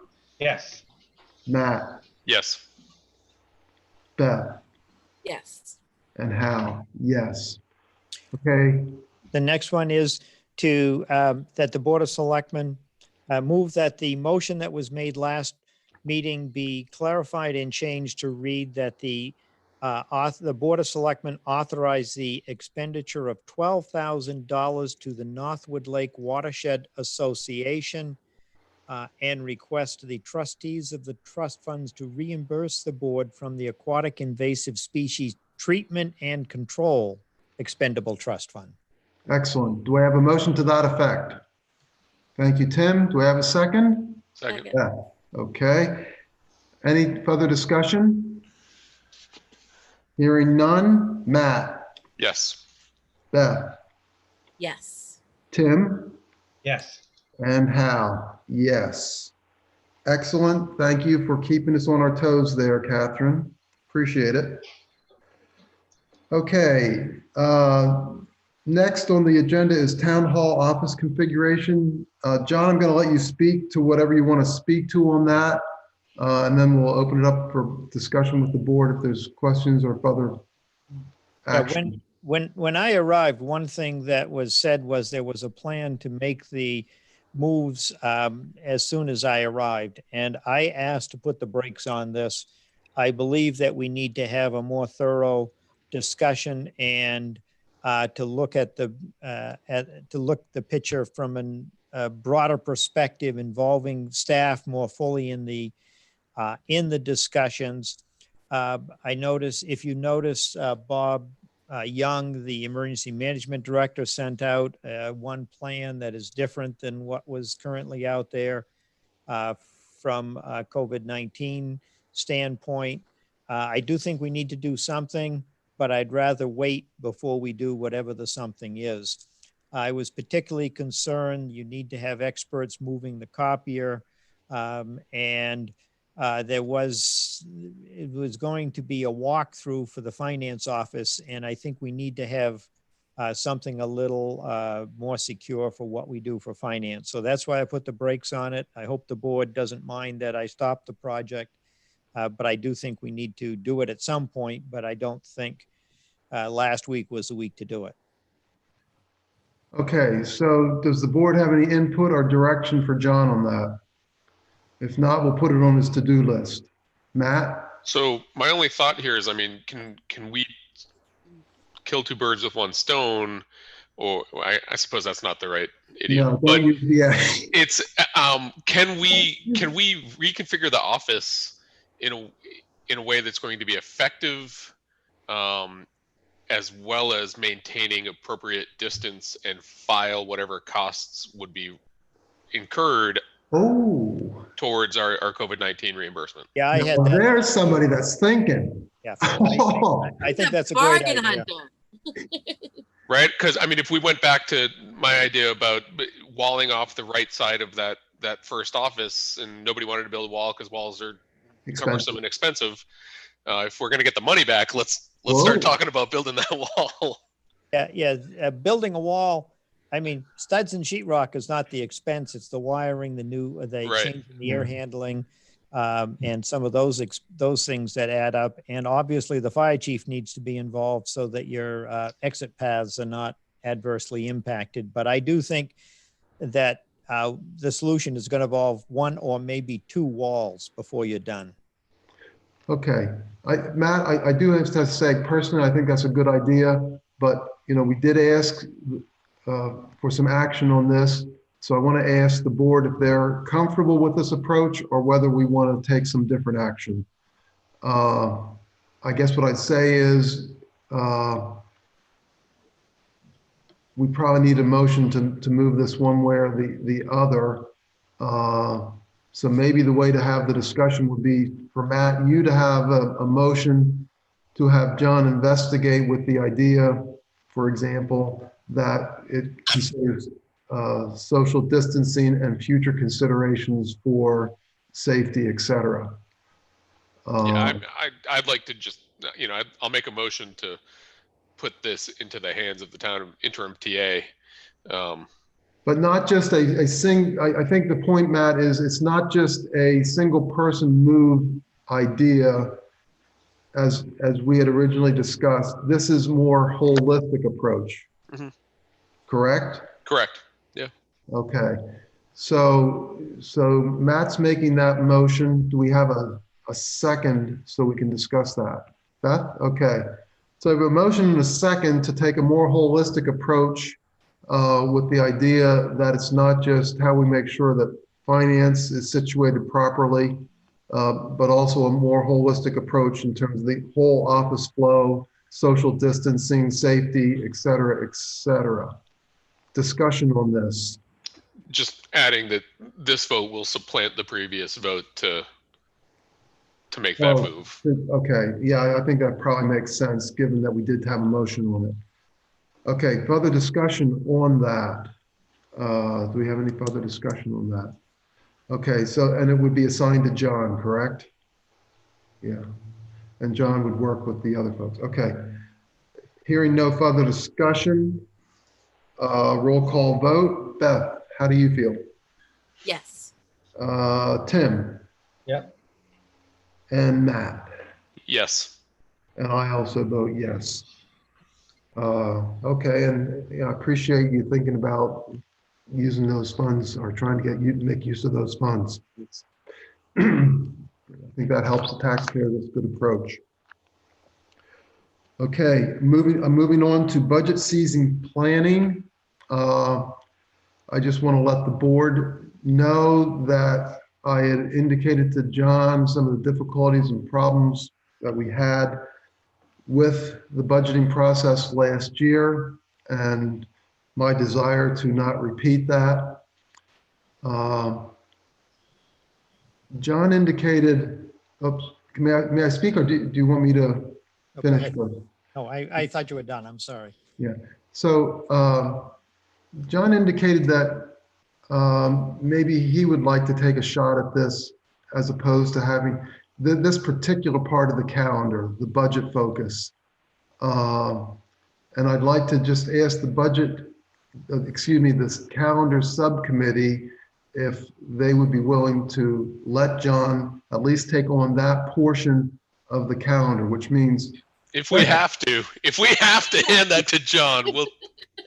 Jeez. Hey, if they're giving something up, we all got to give something up. So. Okay, if that's the way you feel. Well, and to that point, I said, a lot of this has to do with the staff and everything, and to put the people, put the budget, not the budget, the subcommittee through this when John should be integrally involved or maybe driving it. It just seemed to make more sense. So if you're okay with that, then I'm going to ask that the board agree that we do that, and that'll be on his to-do list. I don't hear any objections, so John, that's on your to-do. Yeah. Yep. I think that's the way it should be. Thank you. Yeah. Well, I mean, really, we were just trying to make up for that. We didn't have full-time help, and, we're all trying to pick up some of the slack. So you're here and you're willing to take it on. That's great news. Okay. And then moving on to the budget/finance subcommittee. That was one that I was on with Jim. And I have to say, Jim had a lot of good points that he made about this. One of the most important, though, is the recasting of the default budget so that it more realistically reflects what we're doing. We've been in the default budget now for several years.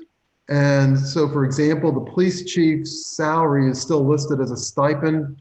That's not the way we're working right now. There are other similar issues that need to be addressed. And I think it would be good for us to go through. Chief? Did I say police chief?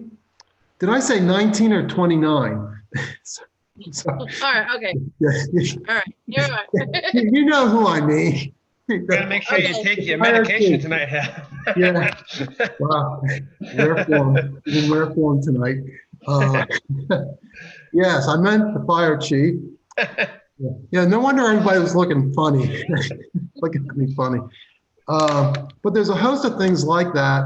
And I think it would help the budgeting process if we got that squared away first, so that we're looking at something that is realistic when we're going forward for the budget for the next year. So I guess we need to think about how to do this. I'm certainly willing to sit on that committee. I'm willing to work with individual department heads if that's what it takes, or with John. However you want to handle this, but I think this one is important. So if somebody wants to join me on that, I'd appreciate it. If folks feel they've got too much on their plate, if you'd like to designate it to me and John and the department heads, I'm happy with that too. But I really would appreciate the board giving us some way to move forward on this, because I think it's important to get done before we get heavily into the budgeting. So what's your pleasure? Matt. So my initial thought would be, I'm perfectly comfortable with you continuing to stay focused on that in conjunction with the interim TA.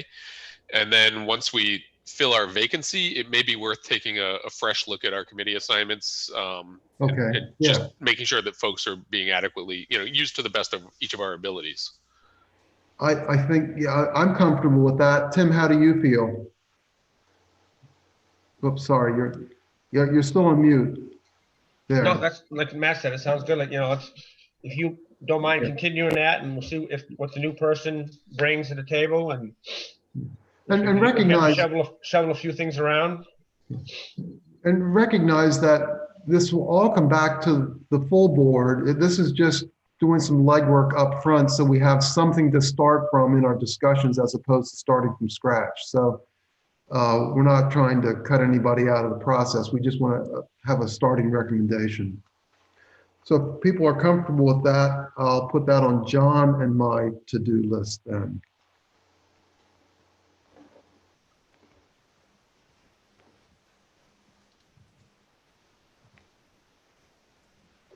Okay, very good. So then I'm going to move on to new business. Up next is the recreation removal of the old playground structure. I think you read everything that there is to read about this. So I do want to ask the board a question in terms of procedure or policy that we want to follow. In my mind, personally, this is an item that I felt probably could have been on the consent agenda. How would have people felt if I had put it on the consent agenda? Would you be, if you would have been uncomfortable with that, please speak up. I think the beauty of putting on the consent agenda is that you then always give us the option to remove things from the consent agenda. So yes, there always is. There yep. always is. And that's, I'm not trying to just railroad stuff through here, but this one, looks pretty straightforward. And if we don't have to spend a lot of time on it, I don't mind tonight, but I'm trying to get a sense of how the board wants to work together. So in the future, we'll try to move more of those onto the consent agenda. And again, just speak up if we want to move them off. So Matt, you want to explain this or go over it? Yeah, so this, there was a piece of playground equipment that was donated to the town from Center School. where was it? Was it when the center Center school closed down? Yeah, when center school closed down.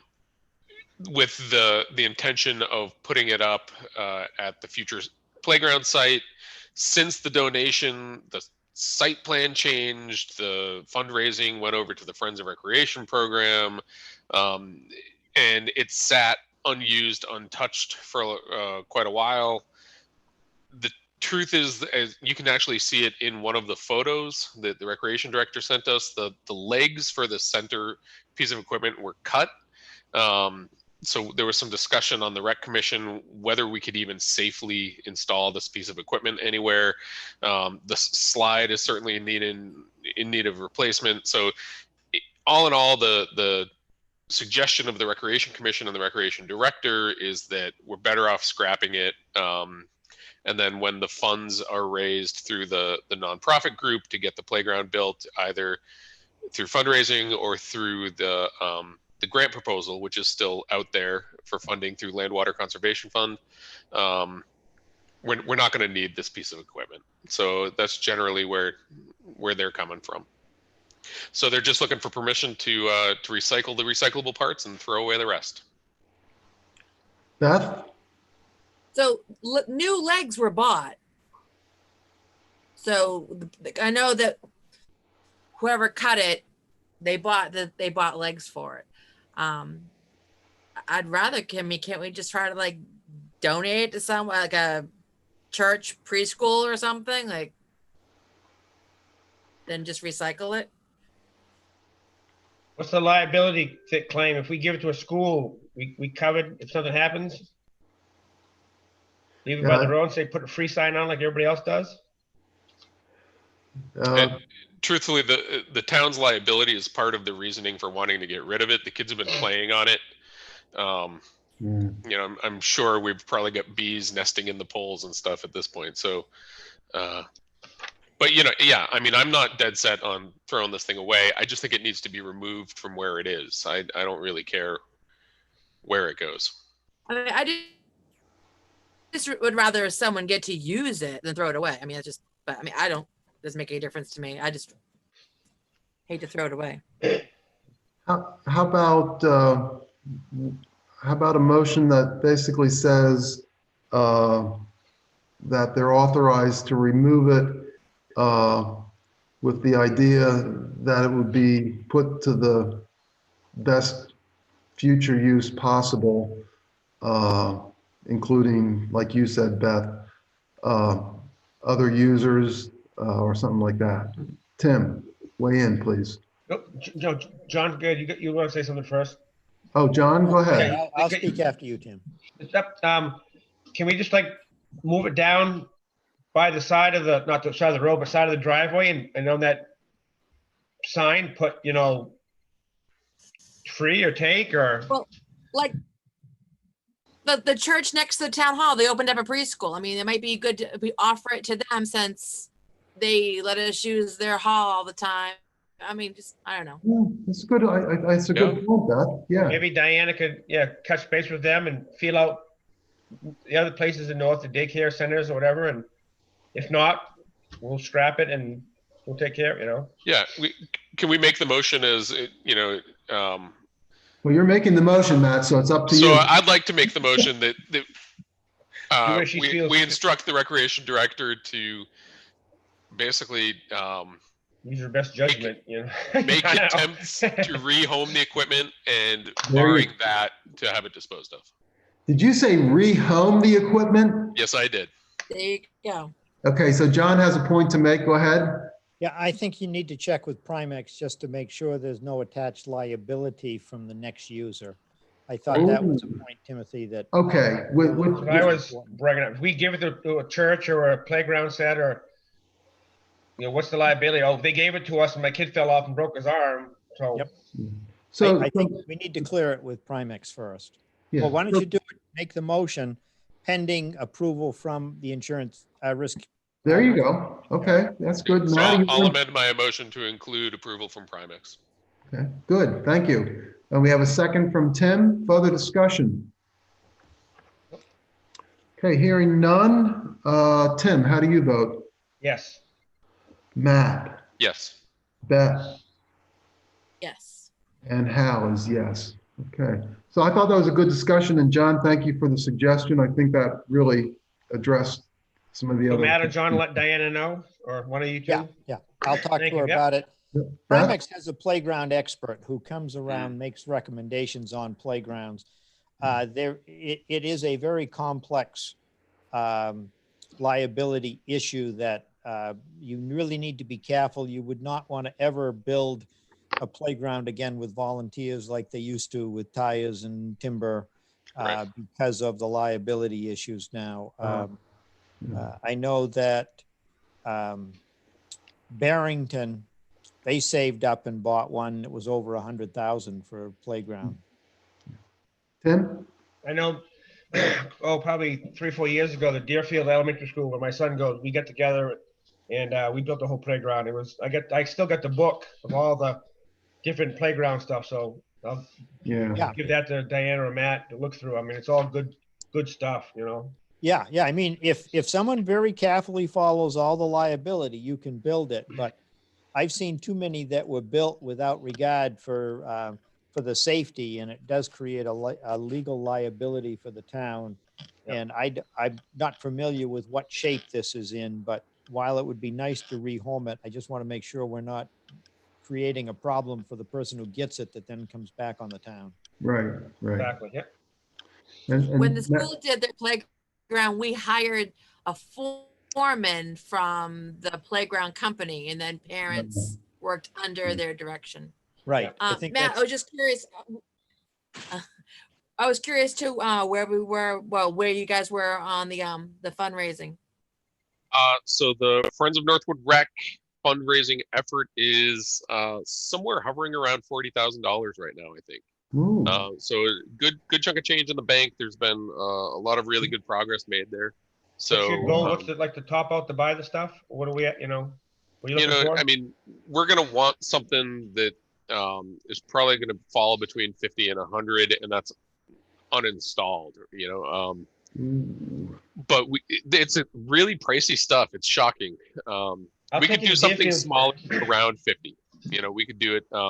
I'm still really hopeful that we're going to get that Land Water Conservation Fund grant and be able to pay for it out of that. So, Good. So would that be a COVID expense?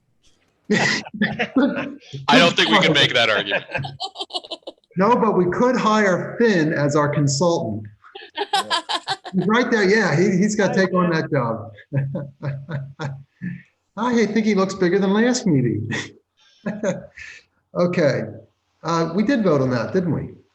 Okay, Yeah. good. Okay, moving on. Keith Corson, Old Pittsfield Road. I don't see Chris on the line. John, can you speak to this? Yeah, apparently this is something that's done regularly in which the owner who lives in a class 6 road wants to make improvements to get to their home and regularly goes out and puts down some gravel. He had a proposal. Chris looked at it. Chris seemed to think it was okay. Now, I did hear from, I can't remember if it was Linda or Susan, saying that there had been some land use issues out there, and I'm not sure if they relate to this or to somebody else, but according to Chris, this is something that's been done before, and it's fairly standard to allow him to do some work on the road for access to his own property. How does the board feel about it? Because it says taking down 12 trees. Is that town trees or someone else's? They would belong to whoever the abutter was. If he's the abutter, they're his own trees. If somebody else is the abutter, he'd need to have permission from him. Just the property up past Bob Clark's house at the end of Pittsfield Road. So yeah, you see how this is, see, this is how this is going to play out if Bob Clark's the neighbor.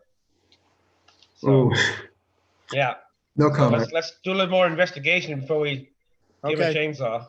That's why I asked. Yeah, I think. If that's what I'm thinking, I'll take a ride up and with Chris and that's okay.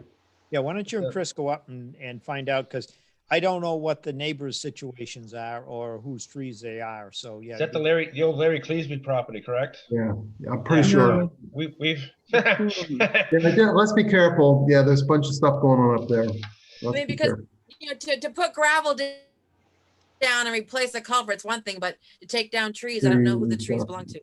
Yeah, and then who gets the wood and what if they fall the wrong way and blah, blah, blah. Yeah, okay. So Tim, appreciate you stepping up on that, and you can. I'll get a hold of Chris and get up there. Now, let's say this is all good and true. If, whoever's trees they are, he gets permission to cut. Does he need like a proof of insurance if something happens and he's all takes liability for dropping these trees and doing the work? And how does that fall in, John? Do you know anything? I mean, if we set this guy loose, it's still a class 6 road. Is it our road, his road? You'd want to make sure his homeowners was going to cover it for us. Okay, so there's a bunch of questions here. Yeah. Okay. The insurance. Okay. Yes. Okay. So I got a comment, Hal. Oh, Linda. Yeah. I'd just like to add a comment that one other thing that you may want to consider is there is wetlands on that road. They were impacted before, and the DES would then cite the town of Northwood for that. So Good, that was a problem in the past with wetlands violations on that road. So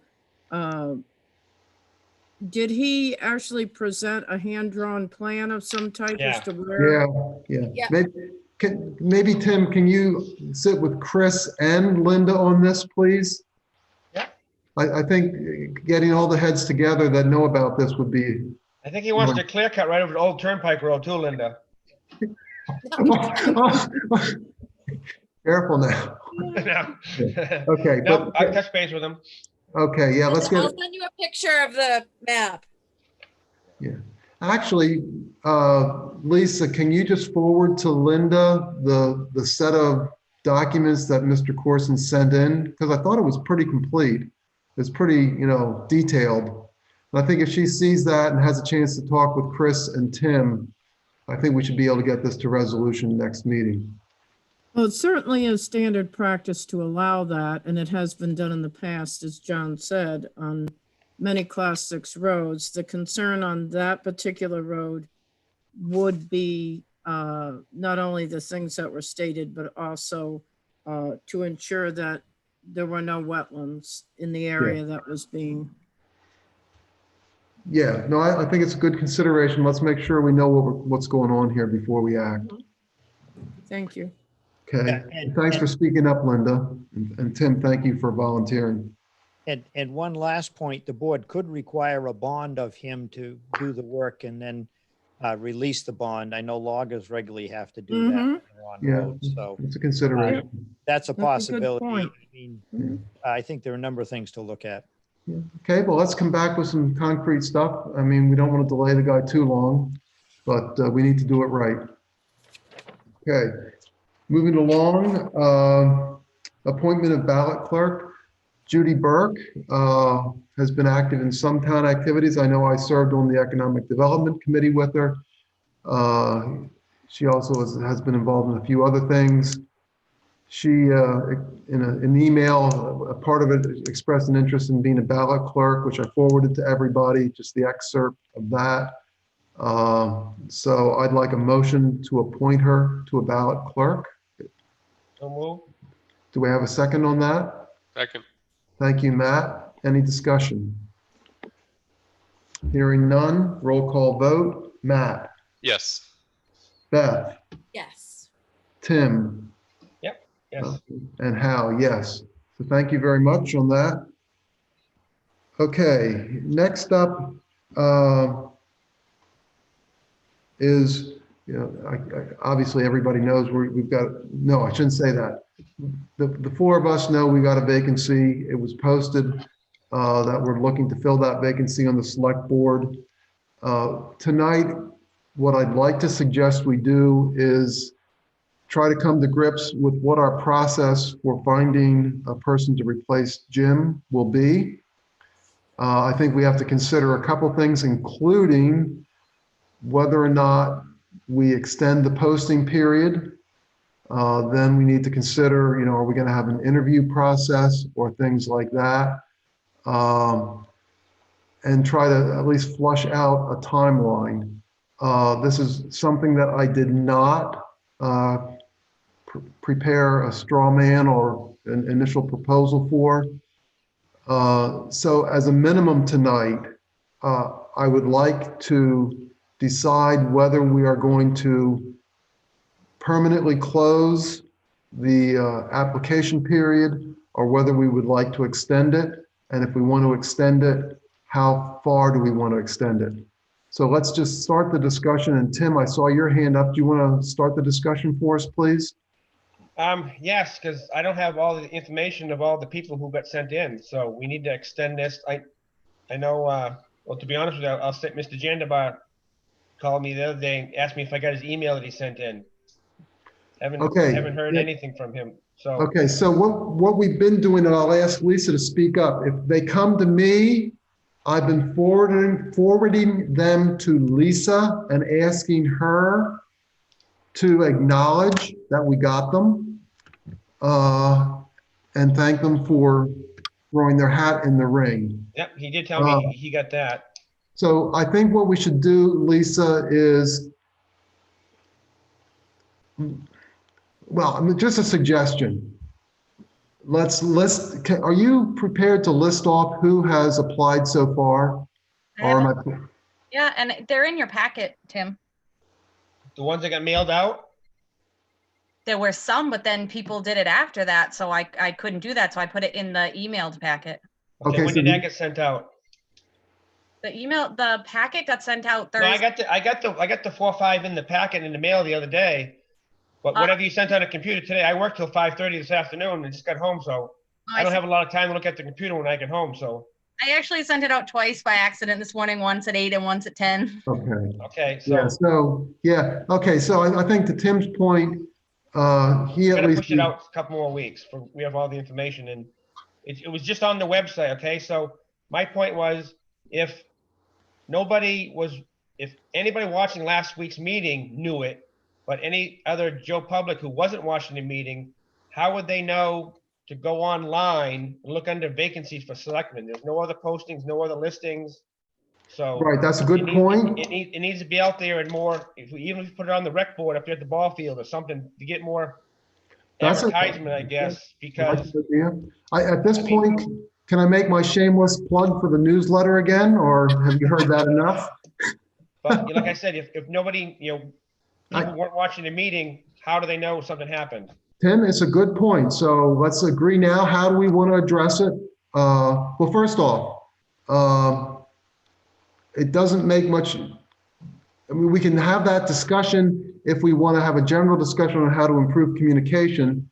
We don't need to discuss it right now on this subject if we're not going to extend. So let's first vote if we're going to extend the application period. So do I have a motion to extend it for X number of days or weeks? Tim, what is it? How many days or weeks? Let's say the 9th. Yes. Yeah. John, do you want to speak to this a little bit? I want to Look at my ask a calendar. question before the motion, and that is, are you meeting next? John, put the mic a little closer, please. Oh, sorry. To try to avoid having chatter on it, I've set it aside. Are you going to have a meeting next week on the 16th, or is the next meeting the 23rd? I think that's open for discussion because possibly if we extend it, then we could have on the 16th a much better discussion on the overall whole process. But that again is up to the full board, but that we have a meeting scheduled, so that would be a It was scheduled for question and answers by somebody else, so. Yeah, which we're not going to have. So it's a meeting where we have some time. So that would be an option there. Well, I would think I would think as part of what Tim is thinking about for a motion, it would make a difference when your next meeting is. That's all. That's why I just raised the question. Well, the next meeting would not have to be to accept, review, or do anything. The next meeting could just be, for example, if he was thinking of 2 weeks, the next meeting would just be for us to discuss our process and make sure we have our ducks in a row on that. And then the following one, which is on the 4th week of the month, would be the meeting to maybe give the list in public and to explain what our process is going to be, including if we're going to do anything that night or whether we're going to have another meeting on a different date. So those are all open for consideration.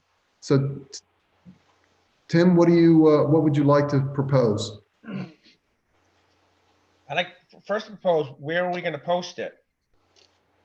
You know, how many places are we going to put this for? Well, we're not going to post it if people don't agree to extend the date because it's, Okay.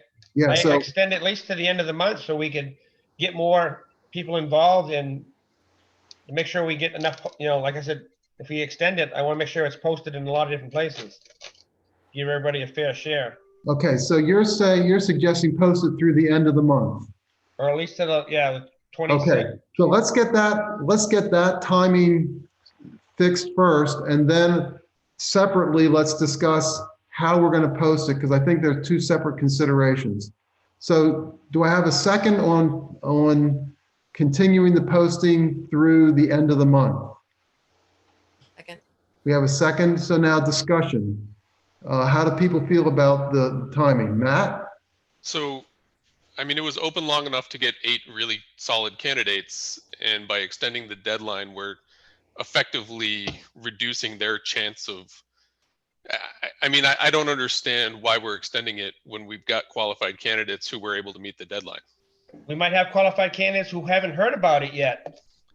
That's my point. It's only on the website. And like I said, nobody saw the meeting last week. How would they know?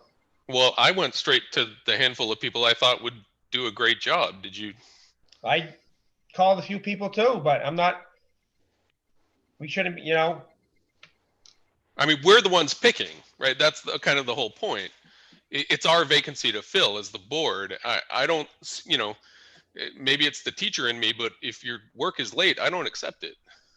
So I guess if we posted more than just the town website, like I sent a message to Hal asking about the rec board. I know we posted things like dog registrations on the rec board before. Put on the Northwood Facebook pages. I have just received a lot of comments that it seems like we were keeping it hush, so we only picked our friends. So I don't want it to be perceived to people in town that we're only keeping it quiet so we can pick our friends.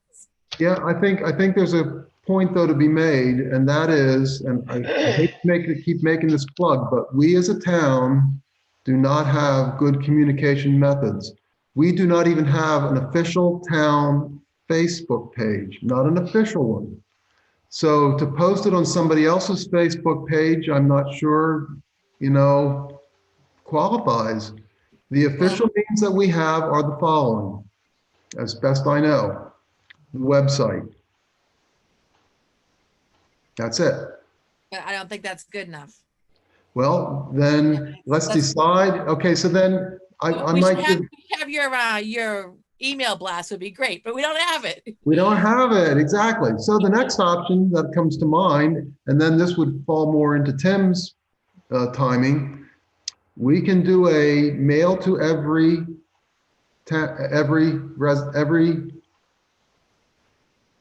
post office.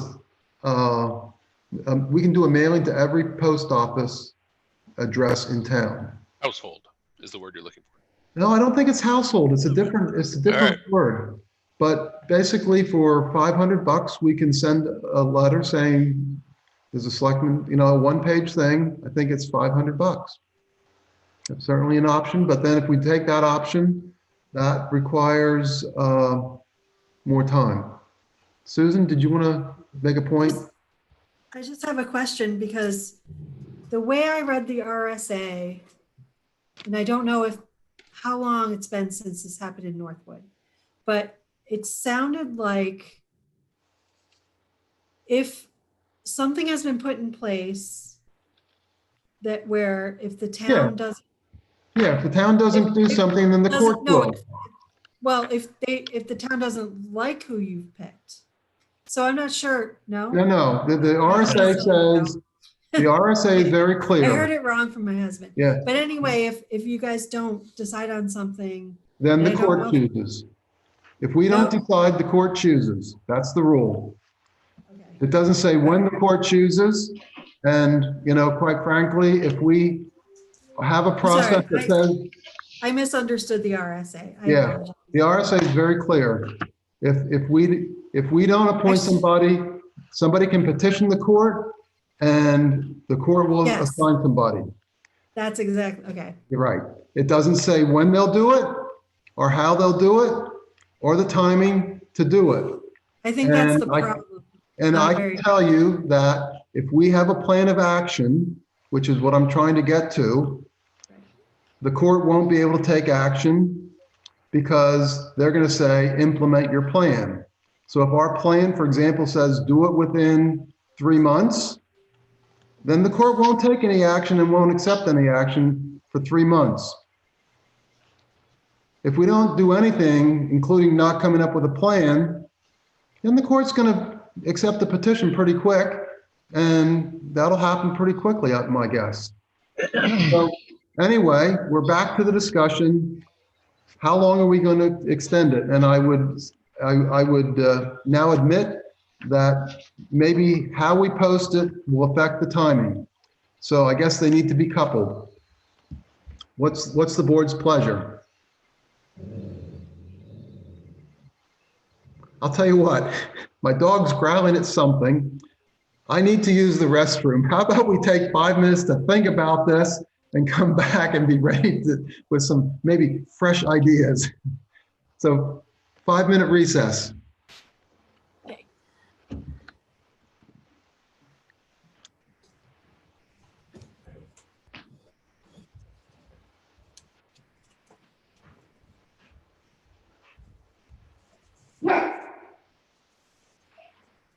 Rolling, there's nobody there.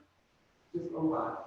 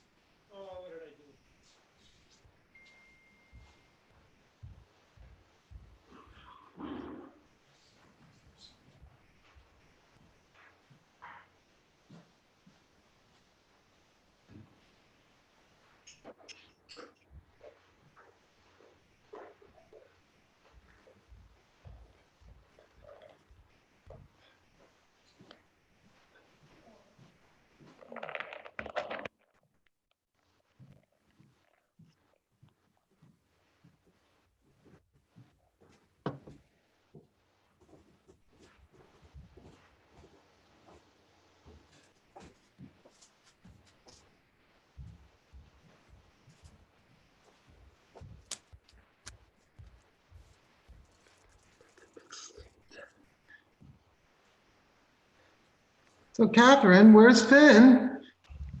Tell me he's sleeping again. I don't know. Anders, is Finn sleeping? No, what is he doing? Playing? He's playing. He was trying to get into my work stuff too much, so I said, Andrew, come take him. Yeah. Everything's interesting to him at that age. Oh yeah, the mouse, the keyboard, you know. Yeah, yeah. I'm And sure everything goes to the mouth too. Yeah. Well, how good is he at punching the zeros and driving up the PO cost? Man, I don't know. He was hitting the space bar, I think. So. Yeah. Yeah. That's the biggest one there, probably. So. Yep, exactly. Good target. Yeah. Yeah. So how old is he now? 6 months plus? 6 months. Yeah, he was, let's see, 6 months and 2 weeks, maybe? Week and a half. Yeah. Big boy. What percentile is he? Actually, it's funny because he was like in the 90th right along. Not at birth, but you know, like he gained so much weight in this, like every month, it seemed like. Now he's kind of leveled off. He's probably like 75th percentile now. Yeah. Well, they do go through spurts too. Yeah, and yeah, you can see he's like pudged up again. Like usually he'll pudge up in the face and in the belly, and then boom, he'll grow lengthwise. So he's probably gearing up for another growth spurt lengthwise, I think. Yeah. I'm Boot still that up. waiting That's to the way see my what kids that always did it. happened. Yeah. Embracing my inner Hal. I get some cranberries. Oh, there you go. Yeah, I'm on the raisins. Okay, so any revelations while we were gone? So Beth, you have some suggestions maybe or a discussion point? What's John's idea? You know what? Yeah, come on, John, speak up, buddy. I would think that you would want to start getting serious in terms of narrowing the field on the 23rd. So I would think you would have a deadline before your next meeting on the 23rd, so that would give people another almost 2 weeks, and then you could start talking process on the 23rd. As far as you had a field of, if you've got 8, say you get another 8. If you got a field of 16, you're not going to want to interview 16 people. How are you going to narrow it down? Do you each pick one? Do you each rank them 1 through 5? And the low score, 3 lowest scores get interviewed. There are a number of ways in which you could do it, but I think it probably, if you're going to extend it, you may as well extend it to the 22nd or 23rd, As opposed to the end of the month, you get it coinciding with the meeting is what you're saying? Yes, coincide it with the meeting. And the other issue is if you go to the end of the month, you're into the 4th of July, and suddenly you're not getting the selectmen until almost into Yeah. August. Yeah, okay, so that is an interesting point. Okay. That's just my recommendation. Yeah, separate consideration, I guess, would be when we actually discuss the process, because we still theoretically could discuss the process on the 16th at our next scheduled meeting. And then that way we would be prepared to deal with who we got as applicants on the 23rd, or at least take the next step in that process. I think in my mind, this is an important enough thing that if the rest of the board is willing, I would appreciate, even if it only takes us an hour, a discussion on next Tuesday on the process. So let's go back. Tim, how comfortable are you with, instead of to the end of the month, doing it to the 23rd? Oops, you're on No, mute. that's not, no, yeah, I moved myself. No, that's a very good point John made. So no, I'm fine with that. Okay, so we have a motion for the 23rd. Now, if we use that, let's maybe do try to combine them. So we know that. What venues do we want to use now to publicize this? Because I think the point's been made now several times. how do we best get the word out? Obviously, we'll put it on the website again. Do folks have other ideas? Beth, you mentioned, I think, posting it on one of the town signs. We could also ask Co-Brown, like, school's out, they may be willing to do something. And, maybe there's other town-wide signs that would be willing to do that.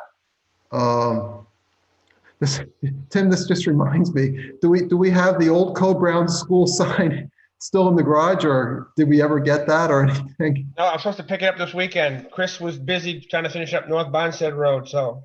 Well, you want to just drop it off in the front yard and set it up while you're at it? Yeah. Okay, no, seriously, what do we think? I guess the other option would be we ask everybody to tell a friend, or tell two friends, and hope to get it out that way. Any other suggestions? Beth? I think if we put it at the rec field sign, Yeah, that's a good one. we can ask Co-Brown if they'll put it on their sign. Okay, I think those are two good suggestions. At least it's better than what we did. Any other ideas? Okay, last time for the shameless plug for the newsletter. I'll stop at this point. So we have Beth. Savannah, the town clerk, she has a Facebook page. What if we could ask her if she'd post it there, where it's kind of like still town hall? The library has a Facebook page. Oh, yeah. So let's see. Let's list them off now. The I police could ask- department and the fire department has Facebook pages. Hold on a second. Rec sign, Library Hold on. sign. library. Mhm. There was another one. The library has a sign. Library. Does the Well, we might as well say- library and rec department have a group email for Friends of the Library or Friends of Rec that they regularly will send something out and hit many of their patrons? That's a Okay, good so those are question. all, I don't know. Rec does. Do they? and I guess we would do this on a, would you please help us basis, not we're telling you basis. Absolutely. If they for some reason feel that they can't or shouldn't, I don't think we can really No. force the issue. Could we leave it to John to reach out to all related departments and ask them? Oops.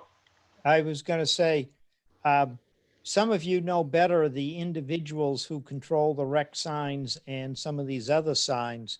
I can email department heads easy enough, but you may know, individuals that are better to be contacted than I would. That's the only issue. I mean, I'm willing to take on those I know, but you're going to have a broader Okay, yeah. group that individuals I'll contact the rec director, the library director, fire department. I'll do the department heads, but I'd rather have you do the contacts with whoever controls the rec sign or whoever I don't know, maybe the rec director controls the rec sign. I don't know. I believe Diana has the letters for that sign. Yep. Okay, so How I'll about talk we- to her on that one. I think the best, now that I'm hearing, is that we asked John to contact the department heads and any other committee heads. I'll call Co-Brown. Okay, thank you. Okay, I like that. Okay, that's good. So we're gonna extend it. So Lisa, I'm gonna ask you to repost that. We haven't taken a vote on that. Oh, Al. sorry, And- sorry. And I got to be honest, the discussion leading the way it went was pretty unfortunate. The way we discussed it was a foregone conclusion. I'm voting no on this. In 2 weeks, if the people you wanted to put their hat in the ring still haven't, are we going to have another extension? I don't understand the need for it. And I think it's That's your unfair prerogative. to Let's- those who let's- got it Let's move done. the question and take the vote then. Absolutely. Yeah, let's do the vote. I think you're right, Matt. Stop me in the future. Well, I'm not- I I'm think not- I know how the vote's turning out, so it's a foregone conclusion. I'm not quite sharp enough to catch that, so you're gonna have to speak up. I'll say the same thing to everybody else. I get carried away and sorry.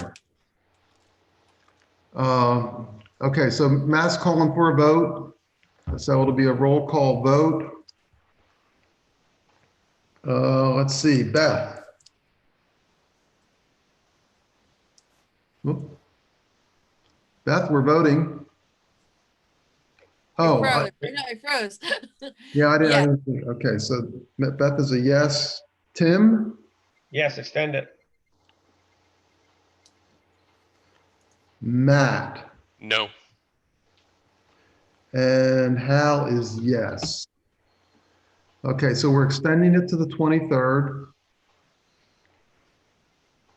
And I guess, no, I shouldn't say I guess. Well, I'm going to ask that John, we're asking John to reach out to all the department heads and ask them to put it on their Facebook pages or email contacts. And Matt, again, I apologize. And it's not just directed at you, it's directed to everybody. If we get ahead of ourselves, speak up. Just stop it ahead of time. Because you're right, we got down way too far on the discussion, and that's unfortunate. Okay. Moving along then, oh, no, we didn't decide what's the board's pleasure in terms of meeting on the 16th to discuss process. Do we want to do that or not? Doesn't sound like I'm getting much traction on that. Okay, so I guess we'll have that discussion then on the 23rd. I'd like to make a motion to meet on the 16th to discuss process. Oh. I think this whole thing is taking way longer than it needs to. So I'd like to make a motion to meet on the 16th. Do we have a second on that? Okay, we have a second discussion. So if we meet on the 16th, wait, I'm sorry. If we meet on the 16th and then we get the names for the 23rd, then we'll already have a plan in place. So That's the idea. That's, I think, what he's saying. Yeah. So Tim, go ahead. On the 16th, we're just discussing both the new hire, nothing else on the agenda. Oh, Al said an hour. He said 1 hour. I heard that. Well, I'm not adding 15 other things on the agenda. This is, we're going to discuss this and get in detail and everybody come up with a conclusion if we're going to meet. I'll tell you what, I'm seeing a yes. Okay, I only add the things as people give them to me. I don't dream them up myself. So I'll tell you what we'll do. That'll be the agenda item. If other ones come up, it'll be all by board vote as to whether we address them or not. John wants you. Sorry. One of the issues you have outstanding that's going to take some time is discussion of the process for selecting an attorney from your legal RFP. And I didn't know if you wanted to do that the same night while you were discussing process. I think Tim said no, but. Oh, well, yeah, we need to get that. I can accept that. Yeah, okay. Only that. Okay, so the 16th is going to be. Now we're talking like, Matt, does this fall under personnel we're talking about? So do we non-public or is this public? No, the process would be Okay. public. Okay. I think So at the 23rd, when we start talking about who's who, we might have to go into, okay. Yeah, did we get an answer back from legal, John? I haven't seen one yet. I'll ask another one. I got another answer. I've got another question up there they haven't answered yet either. I think they're probably overwhelmed with COVID stuff, but I'm sure. I'll remind them of that one. So the 16th from 6 to 7. Well, no, somebody just added an agenda item. I'm not going to hold to an hour if somebody keeps adding things. 7:30. Well, John is actually very efficient. I'll bet you it'll only be 7:15.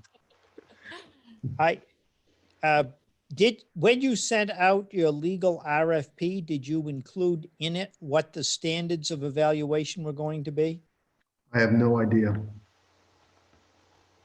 Okay, I'll find it. Yeah, you're going to have to check. I'll send it to you when you're done. I don't remember. Yeah. Okay. So we're moving on to the process and reopening when conditions allow. This has to do with town hall, staff at town hall. And I guess I would also like to include in this discussion consideration of having our meetings back at town hall. And so I guess there's two parts to this. One is we had a subcommittee. Jim was on that with Beth. Do we want to reestablish that, get a report back from where they were? How do we want to handle that? The other option obviously is to pass that back to John and have him, go ahead, John. Oh, when I raise my hand, it just means when you finish talking, I want to be called on. I'm not trying to interrupt you or stop you Oh, from finishing what okay. you're doing. I'm sorry if that isn't communicated. It's just, Right. you know, Yeah, that's but my. how could go on till 11, you know, so you need to do that. No, what I believe the committee should consist of is Jackie as the health officer, Bob Young as the emergency management director, and Beth as the selectman's rep. And I think it's a committee of three working. That's my suggestion. Hey, how do folks feel about that? Sounds good to me. So I have my grandson here now, so I'm not going to be able to go hang out at the town hall for a meeting. Okay, so I mean, maybe I by, have a 4-year-old. So. yeah, But so you mean maybe, for the committee? yeah, so maybe by default it falls to John and Jackie. Unless, does somebody else want to be on the committee rep instead? Beth, are you saying that you can't go physically for a meeting, or that you would have it a hard time finding the time? I would Or have, both? well, if it was like on a day that John was off, I could go.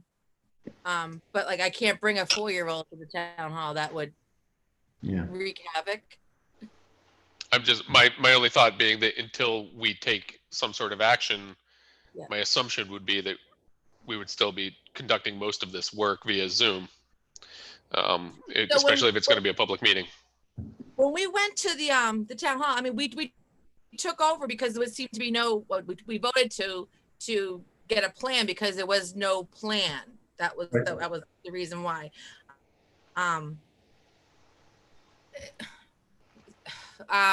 Jim gave you the information. He contacted all the other towns. You know, that I think he contacted 6 surrounding towns. So most of them are opened, but they're still like, you know, doing like drop-off boxes or appointments, similar to what Savannah's doing. Savannah typed up a really good like brochure, including like office procedures and how it was done. So she said that we could have that to work from. And then, so I kind of changed it a little bit. I mean, it's just, we would need to procure, you know, masks and hand sanitizer and that kind of stuff. So Yeah, I mean, there's a whole list of things that we'd have to take into account. Yeah, very definitely so. Okay, so how do we want to resolve this? Do we want to have a committee, or do we want to ask Jackie and John to come up with some suggestions for the full board? What's the choice? Or what's the Have, you know, Jackie, you know, that's her line, so let's see what she comes up with. Well, I think Bob needs to be involved Yeah, oh too. yeah, definitely. Right. Bob Sorry, needs to be in I there. misspoke. Yes, you're right. One of the last email, you know, he sent out for the, you know, the COVID updates, he says, you know, if we have the masks and stuff available and if people want to come in, there'll be a small fee. So that's something I read real quick, but we'll have to go down and look through it. So yeah, definitely Bob. if they want to do like a Zoom meeting during the day, I mean, I can pop on a Peppa Pig video for a while, you know, to keep my grandson quiet.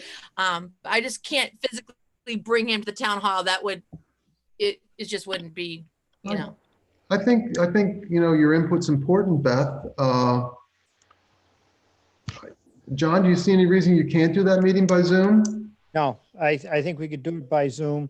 We might even be able to have 2 or 3 of us in the big meeting room spread out, you know, social distancing and, you know, and do it that way, or we might all be on Zoom. But I know Bob has some ideas. I would think Jackie might have some ideas. I think that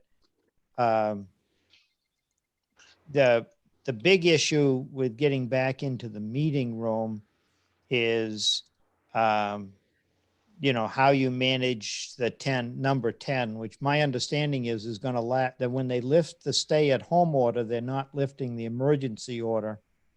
So my understanding is that limit on 10 is still out there. So. Okay, so John, I think I'm sorry for interrupting, but I think we're mixing up two things. Yeah. We need to be very clear. Yep. The original subcommittee was for opening up town hall and increasing the number of days staff works physically at the office. Yep. Okay. I I'll would work like- with that. I'll work with that on the committee. I agree. Yeah. I And got off. then I would like if the committee would consider the other option, the other factor, which is how do we get our meetings to start back up at town hall? And I would appreciate it if the committee could pick up on that, but that's my thought. Tim, you had your hand up. I don't, even, and if one of the, Susan and Lisa even stays at home and watches it or sits in their office and have us selectmen and, intern John, sit at the big table and still in live stream it. So that's Yeah, why, that's like that. I think that's we don't have to open up to the public because they're still able to watch it on TV. That's still, right. So we can still take their questions via email. we can still do their citizens forum. I think, but I guess what I'm asking is, those are all excellent points. And I think if we could just ask the committee to go over those and make the sort of like adjustments that we feel are necessary, is the committee willing to add that to their task list? I guess is what I'm asking. So I would think it's a logical piece. Yeah, I didn't recognize you, John. I'm asking Beth. I didn't know if we wanted to, like, you talked about possibly building petitions or walls. Like, who would you need to have for that? Like, to get suggestions, ideas. The fire chief. I don't know. Well, you might have to have John contact Chris or the chief. Glenn, get them all. See what. Well, I think that they can discuss what they're thinking about doing. So like if the committee comes up and says, well, no, there's no way we're going to do it given the guidelines without, like you say, the plates in front. Okay, well then you're going to have to get Chris, and John can help do that. Yeah, I think we're going to pull people in as experts for specific subjects, Beth, including the fire chief on life safety, Chris on what may be feasible or not feasible for construction, the building inspector even, or others like that. Yes, I agree. All right. Okay. So do you want to set up a meeting, John? Yeah, I'm willing to try to set up. Your schedule is busier than mine. This week, the only day I have left, of course, is Wednesday, because I've got to be up at Tamworth for the others. They're incidentally having the same kind of discussion That's as gonna be are a a lot of communities. public meeting, right? So we got to post it 24 hours, right? We should. Yes, it does. So we can't meet tomorrow then anyway. So how about next Tuesday? We have a selectmen's meeting next Tuesday. No, I meant during the On day. them all. Oh, What's Bob and Jackie? Do they work during the day, or I don't know the schedules? Bob is retired, so. I don't know if he has any like noontime or 1 o'clock, conference calls with the COVID stuff. I don't know what time he deals with that stuff, does I it? don't remember either. I'd say, John, just work out a schedule with Jackie, Bob, and Beth for Tuesday sometime. Okay. Yeah, we're going to work on seeing what we can do for next Tuesday then. Okay. Okay, that sounds good. And is there agreement that you're going to include Did we just lose Beth? Yeah. Beth, So- Jackie, yeah, we just lost No, Beth. we just lost Beth. So is this meeting, what's happening? Yeah, I'll try to find a time when she can join us. And we may need to move our agenda meeting, Hal, if that's the only Yeah. time we can meet on. Yeah, I can be flexible. Okay.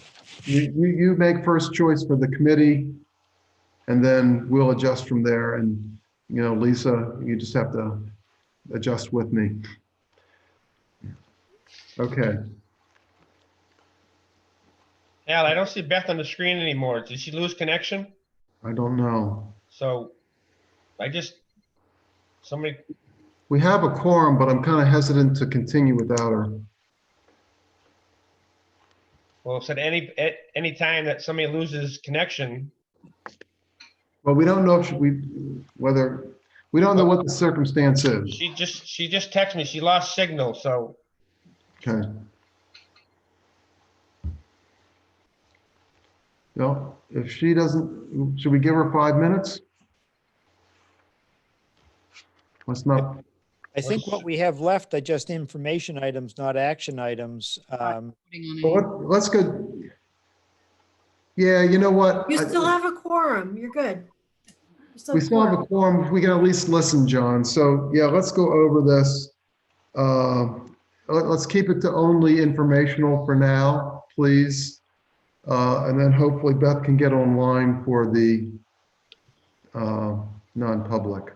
So I guess one of my questions was, Tim, I did see some notes from the TSAC saying there were some concerns about, I forget exactly what it was. But anyway, you were at some of the meetings, right? I went to one of them. Okay.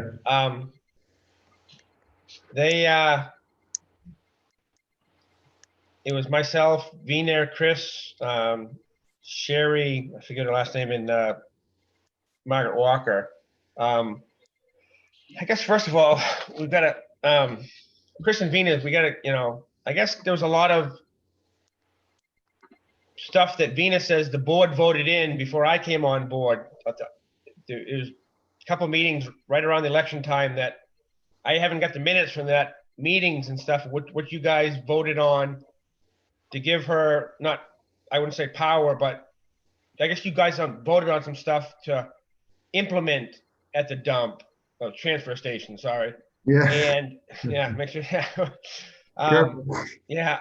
So I didn't know what those were. And obviously those were implemented by you guys before Chris got hired. He came in with his, ideas and differences, I guess, on not trying to cut out this NRRA, but to get more income revenue for the dump, of the transfer station to the metal and the cardboard and stuff. So he's just trying to feel out different vendors on different stuff. She thought we were gonna make, $1 million sending all the cardboard and plastic over to Pinard and having it hauled down somewhere in Mass and then recycle it. So Chris did some figures and he called the guys from Pinard and even over at Waste Management in Rochester saying that basically only 4%, not our stuff, but Epsom or Chichester, their stuff brings it over. I mean, Pembroke could bring it over. Every dumps it over to over in Allenstown at Pinard. Somebody else's town could contaminate ours. It gets all reloaded and take it over to turnkey. So only 4%, which is 4 loads out of 100 that get dumped over in Allenstown actually get recycled. So he was looking into getting a little bit better rate. Just turnkey just started recycling again. And obviously, like I said, I haven't seen the minutes of what you guys had voted on or implemented at the dump. So I guess I got to figure that out or get them from Chris and Vina, but it's just like oil and water, those two. So it's just, it's just like any other board, any other committee, I guess, that I used to be on, like the facilities committee or the highway committee.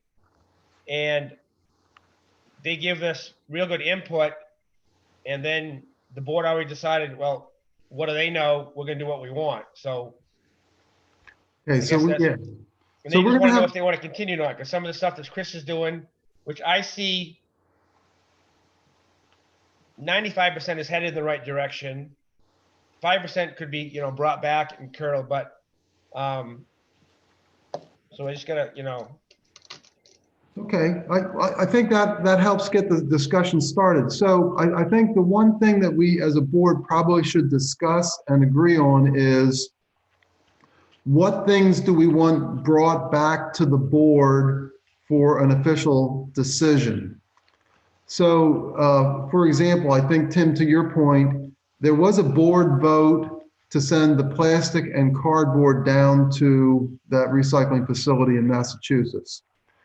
And I know that in the past, we had regularly, or at least periodically, voted on, should we send the steel to XYZ or ABC company? And, those rules for bidding and things like that, that we got to be careful of. So, actually, John, I'm just thinking, maybe is this something that you can help give us some guidance on in terms of what decisions need to be definitive by us and how much we are allowed, maybe by statute, to delegate to Chris or /Chris / the TSAC committee? Because I mean, now we have somebody that's full-time dedicated to this type of stuff. And this was one of the reasons why we went this approach. But again, we need to be careful about overstepping bounds, like, just like Matt asked for a vote on disposal of some town property, the stuff from the transfer station, I assume, is no different. So can you weigh in on that a little bit for us and give us your thoughts, please? You can delegate to people to do things, but you retain the ultimate responsibility. So what you need to do is to set parameters within which you allow staff to make decisions. And you have fairly wide discretion at those parameters that you set. Having said that, recycling has been a real problem ever since the Chinese stopped taking it, basically. Right. And contamination is a big issue, as was brought up earlier. There's not much money in recycling, really. There's some money in aluminum cans. There's a little bit of money here and there, but by and large, the savings you get from recycling is avoiding the tipping fee cost that goes with solid waste disposal. So even if you don't make anything on the recycling, if you're not paying to dispose of it, you're saving money over and above the tipping charge for the solid waste.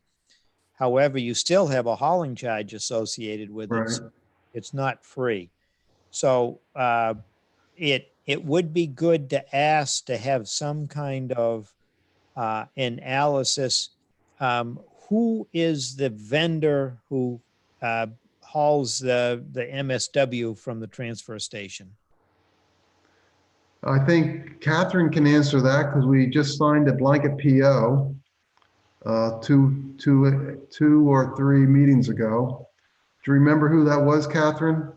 Did you say for the hauling fees? Yes.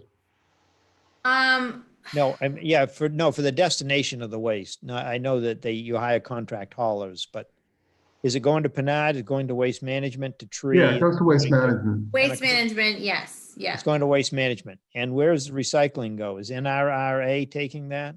Yes. Well, a variety of places. Yeah, there's more than one vendor. Some of it goes to the recycler, the metals recycler in town. Some of it goes down to Massachusetts. The aluminum cans go, I think, yet a different place. So there's a couple different.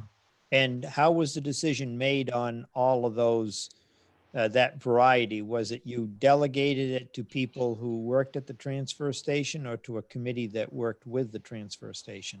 Okay, I'm going to speak specifically to the paper plastics. The TSAC committee came back and said, folks in town have been asking why we aren't recycling the plastics. We've told them that, and I think this is a good example, John.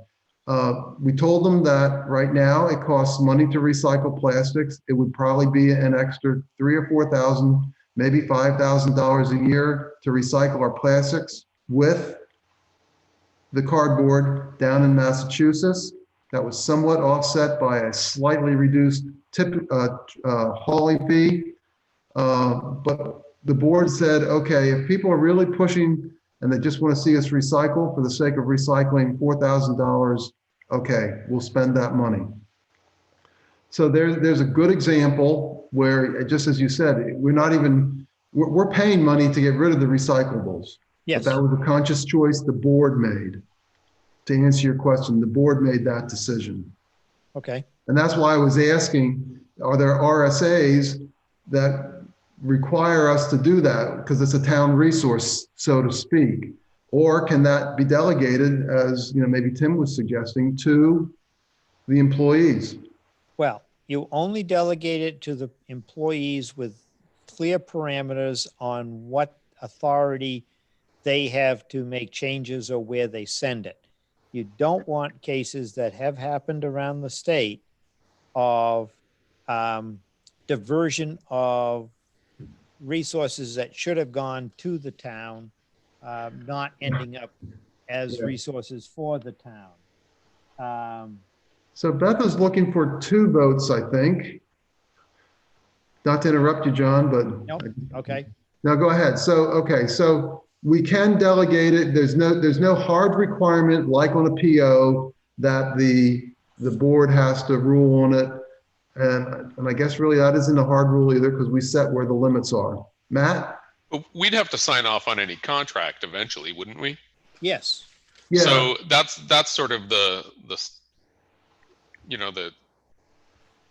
barrier to going off the rails too far, as it were, right? I mean, No, I don't think so. Sorry for interrupting, but you can take a load of steel over to the recycling place in town, or you can take it across the street to Lambert's, or you can haul it down to Saugus. There's no contract required for that stuff. Oh, right. They'll just take the load. Right. They'll just take the recyclables. No, Well, not all recyclables. Metal not is all, a but different situation. all I'm saying is a contract is not a guarantee. The need for a contract is not guaranteed. And even where we're taking the plastics right now, they'll take them from anybody that's willing to pay. No contract required. We don't have one. Yeah. So the board would set the parameters Yeah. as what they want the town to recycle. And if you want to direct that all the plastic goes to XYZ, you can do that. If you want to delegate to the waste, somebody who the person who's over the transfer station, look around, get 3 quotes and go to the best place as far as the expenditure goes. And if it's under whatever the threshold is for purchase orders, they can send it that way. Okay. So how does the Purchase orders, then that triggers something else. Okay, so what you're saying is as long as we provide the guidelines, there's no RSAs that say Board of Selectmen must approve these types of transactions. Not that I'm aware of. Okay, so I think it's open for discussion on that then as far as how this board wants to play it. And I'll just repeat, we did bring in somebody full-time to help us with some of this stuff. So I think the board needs to think about how do we want that person to interact with the TSAC committee or the TSAC Transfer Station Advisory Committee and us. Does anybody have any suggestions at this point, or do we let Tim and Chris meet with the TSAC and maybe come back at a future meeting with some suggestions, maybe even some along the lines of what John's saying, loosen up what we control and delegate it. Tim. I guess Dina brought up that we've been dealing with this NRRA for 20 years. So, but they're like a middleman broker, So if we haul a load of steel out to Concord or whatever it goes, and let's say we get $500 for that dumpster, well, they take their $300 out of that, and then we got to pay, somebody to haul it. So now we're making $60 on this can of metal. The gentleman in town, East Coast Containers, who hauls our waste or garbage or to turnkey, hauls our metal for free across the street.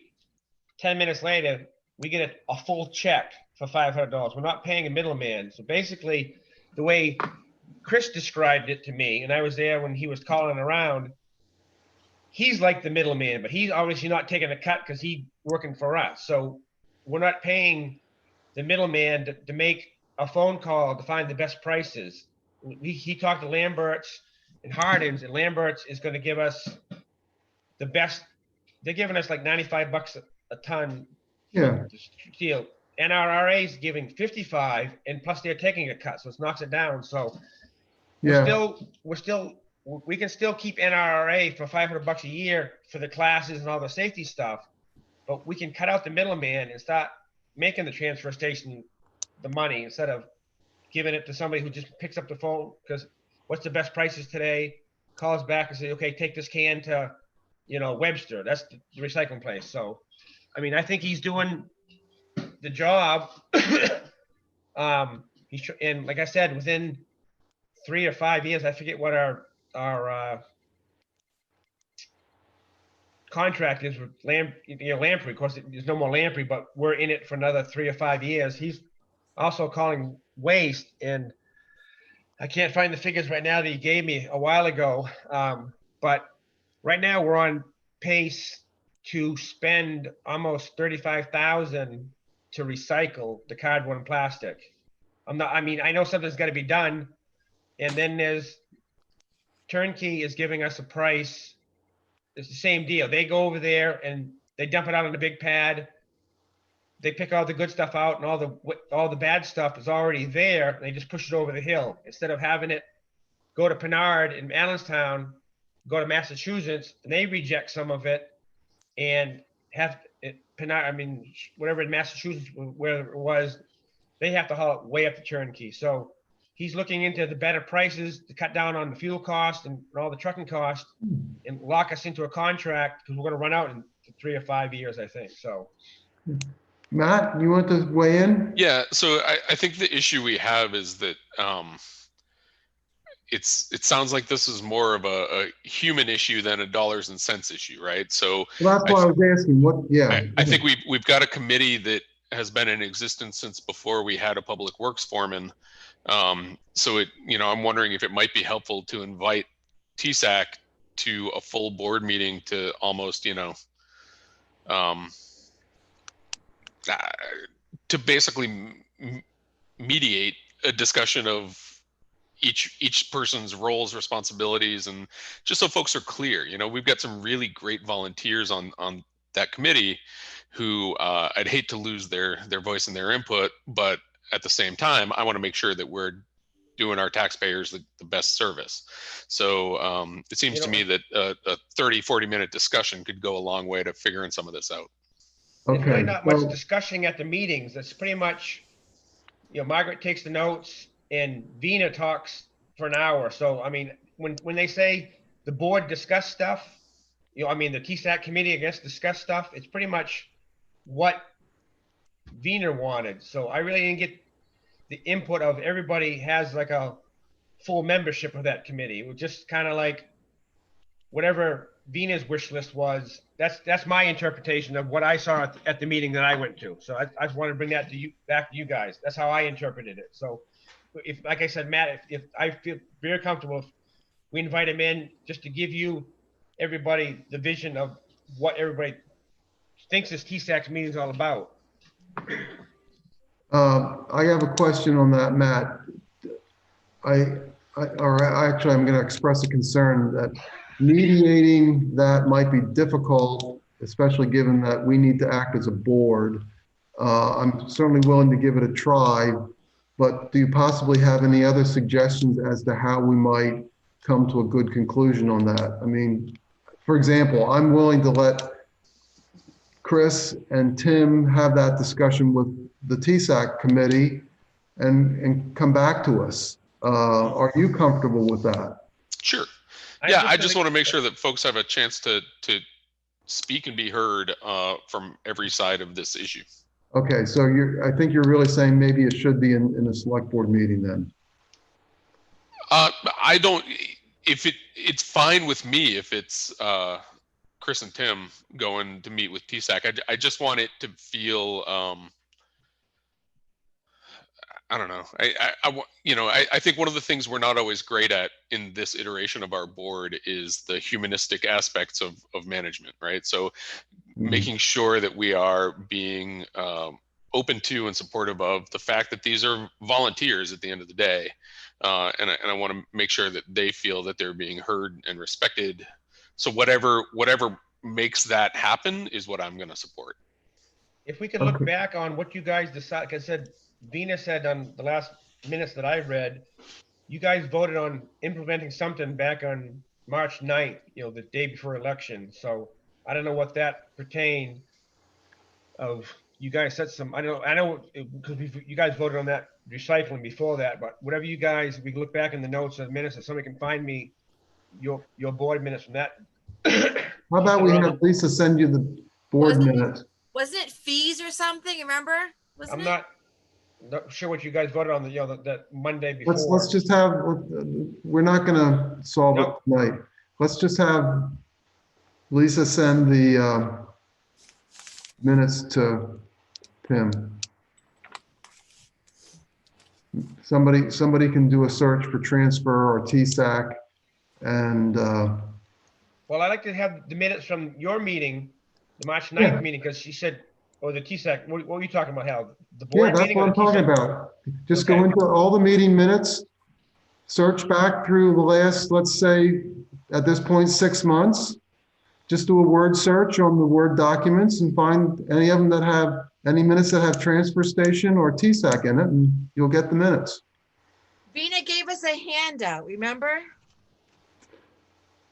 Yeah, and it had to do with, the sheet that they were going to use at the transfer station and had all the fees on them and stuff. And that went through 2 or 3 iterations.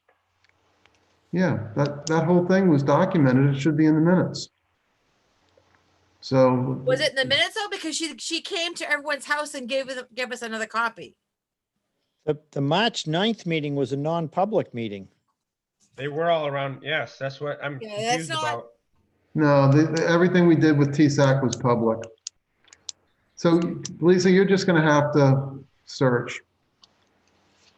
And, Tim, I guess the suggestion is if she has the specific meetings, then, let's get the list and we can make sure that Lisa includes those. That's the only thing I can suggest. But I guess let's go back to this. How about, I'll put it on the agenda for the 23rd. Do we want to invite them in? I would. Okay. Now, before we leave the TSAC, I know I got a few emails and I talked to Matt, I think, about, did we figure it out with the stickers? Where are we? Is that the point? We can discuss that real quick? Well, wait, Oh. Al, TSAC wanted to meet with us in person. They didn't want to meet. I think that reinforces putting them on the agenda then. Oh, wait, when you're saying in person, you mean not via Non-public? Zoom? Right. I don't think Vina does Zoom. Okay, then it's going to be difficult, at least for right now. Maybe if the COVID-19 committee can figure out how we get the meetings, we can certainly have people by appointment come in then. So, okay, so that's one of the moving parts. We'll just have to factor in. So on the assumption that maybe we can do it on the 23rd, if we figure out something, we'll schedule it. If she is uncomfortable doing that, we'll just keep moving it to the next meeting until she is. What do we want to do in the interim? Keep the status quo? Or do we want to change something? Do we want to change anything? I have Vina's paperwork. I just found it. Okay, so maybe you can share that with Tim or let Lisa know what it was so that she can send it as a, oops, Beth, you're muted somehow. You're muted. Oh. Yeah. She gave it to us February 26th. Okay, so February 26th. That narrows it down pretty quick. Thank you. I got a pile. Yeah, you're good at that. You're the go-to person. Yeah. Okay, are we comfortable with that at this point? Okay, if we are, then I'm going to turn it over to John for a couple of miscellaneous items that he sent out. Go ahead, John. Okay, one thing, can you hear me okay? Yes. One thing that I sent out was the Atlantic Broadband Annual Report as required by the franchise agreement. It talks about different things that are going on, different rates that they charge, and I gave you a copy of that. We had a letter come from the Health Trust. It was mixed news. The overall average increase was 3%, which was lower than the original projection of the guaranteed minimum of 5.2%. So there was some small saving on medical insurance rates, but there was an increase in dental rates of 3.9%. Short-term disability went up 8.5%. Right. Long-term disability came down 15%. So that's just a summary. Looks bad. Yep. Okay. And then the library HVAC, I've asked Chris to go down and meet with the library. Chris had thought about using splits, but the library doesn't think that's going to work because of the historic nature of the building, the layout inside, as well as they do not want to do anything to disturb the exterior look. So they're probably right, but I did ask Chris to take an HVAC expert down. They've got to come up with a quote. It would make sense to replace the entire unit, not just the air conditioning, which is broke. The furnace is, I think they said 29 years old. Right. The air conditioning is not working, so this is a priority and needs to get done quickly. And Chris understands that? Yes. Okay. He's also very busy, so Yeah. the last time I talked to the library director, it had not yet happened. Okay. Can you keep pushing on that for us, please? Yes, I will. Okay. Anything else, John? That's all I have. Okay, so at this point, Oh, I got a non-public, but that's, yeah. Okay, so at this point, I think I'm going to ask for a 5-minute recess after we vote to go into non-public. So do I have a motion to go into non-public? So moved. And a second by Tim. Roll call vote. Tim, Yes. Under Matt, RSA, do we have to say that? this will be for both A and C. Matt Yes. and Beth Yes. and Hal, yes. Okay, so we're going to take a 5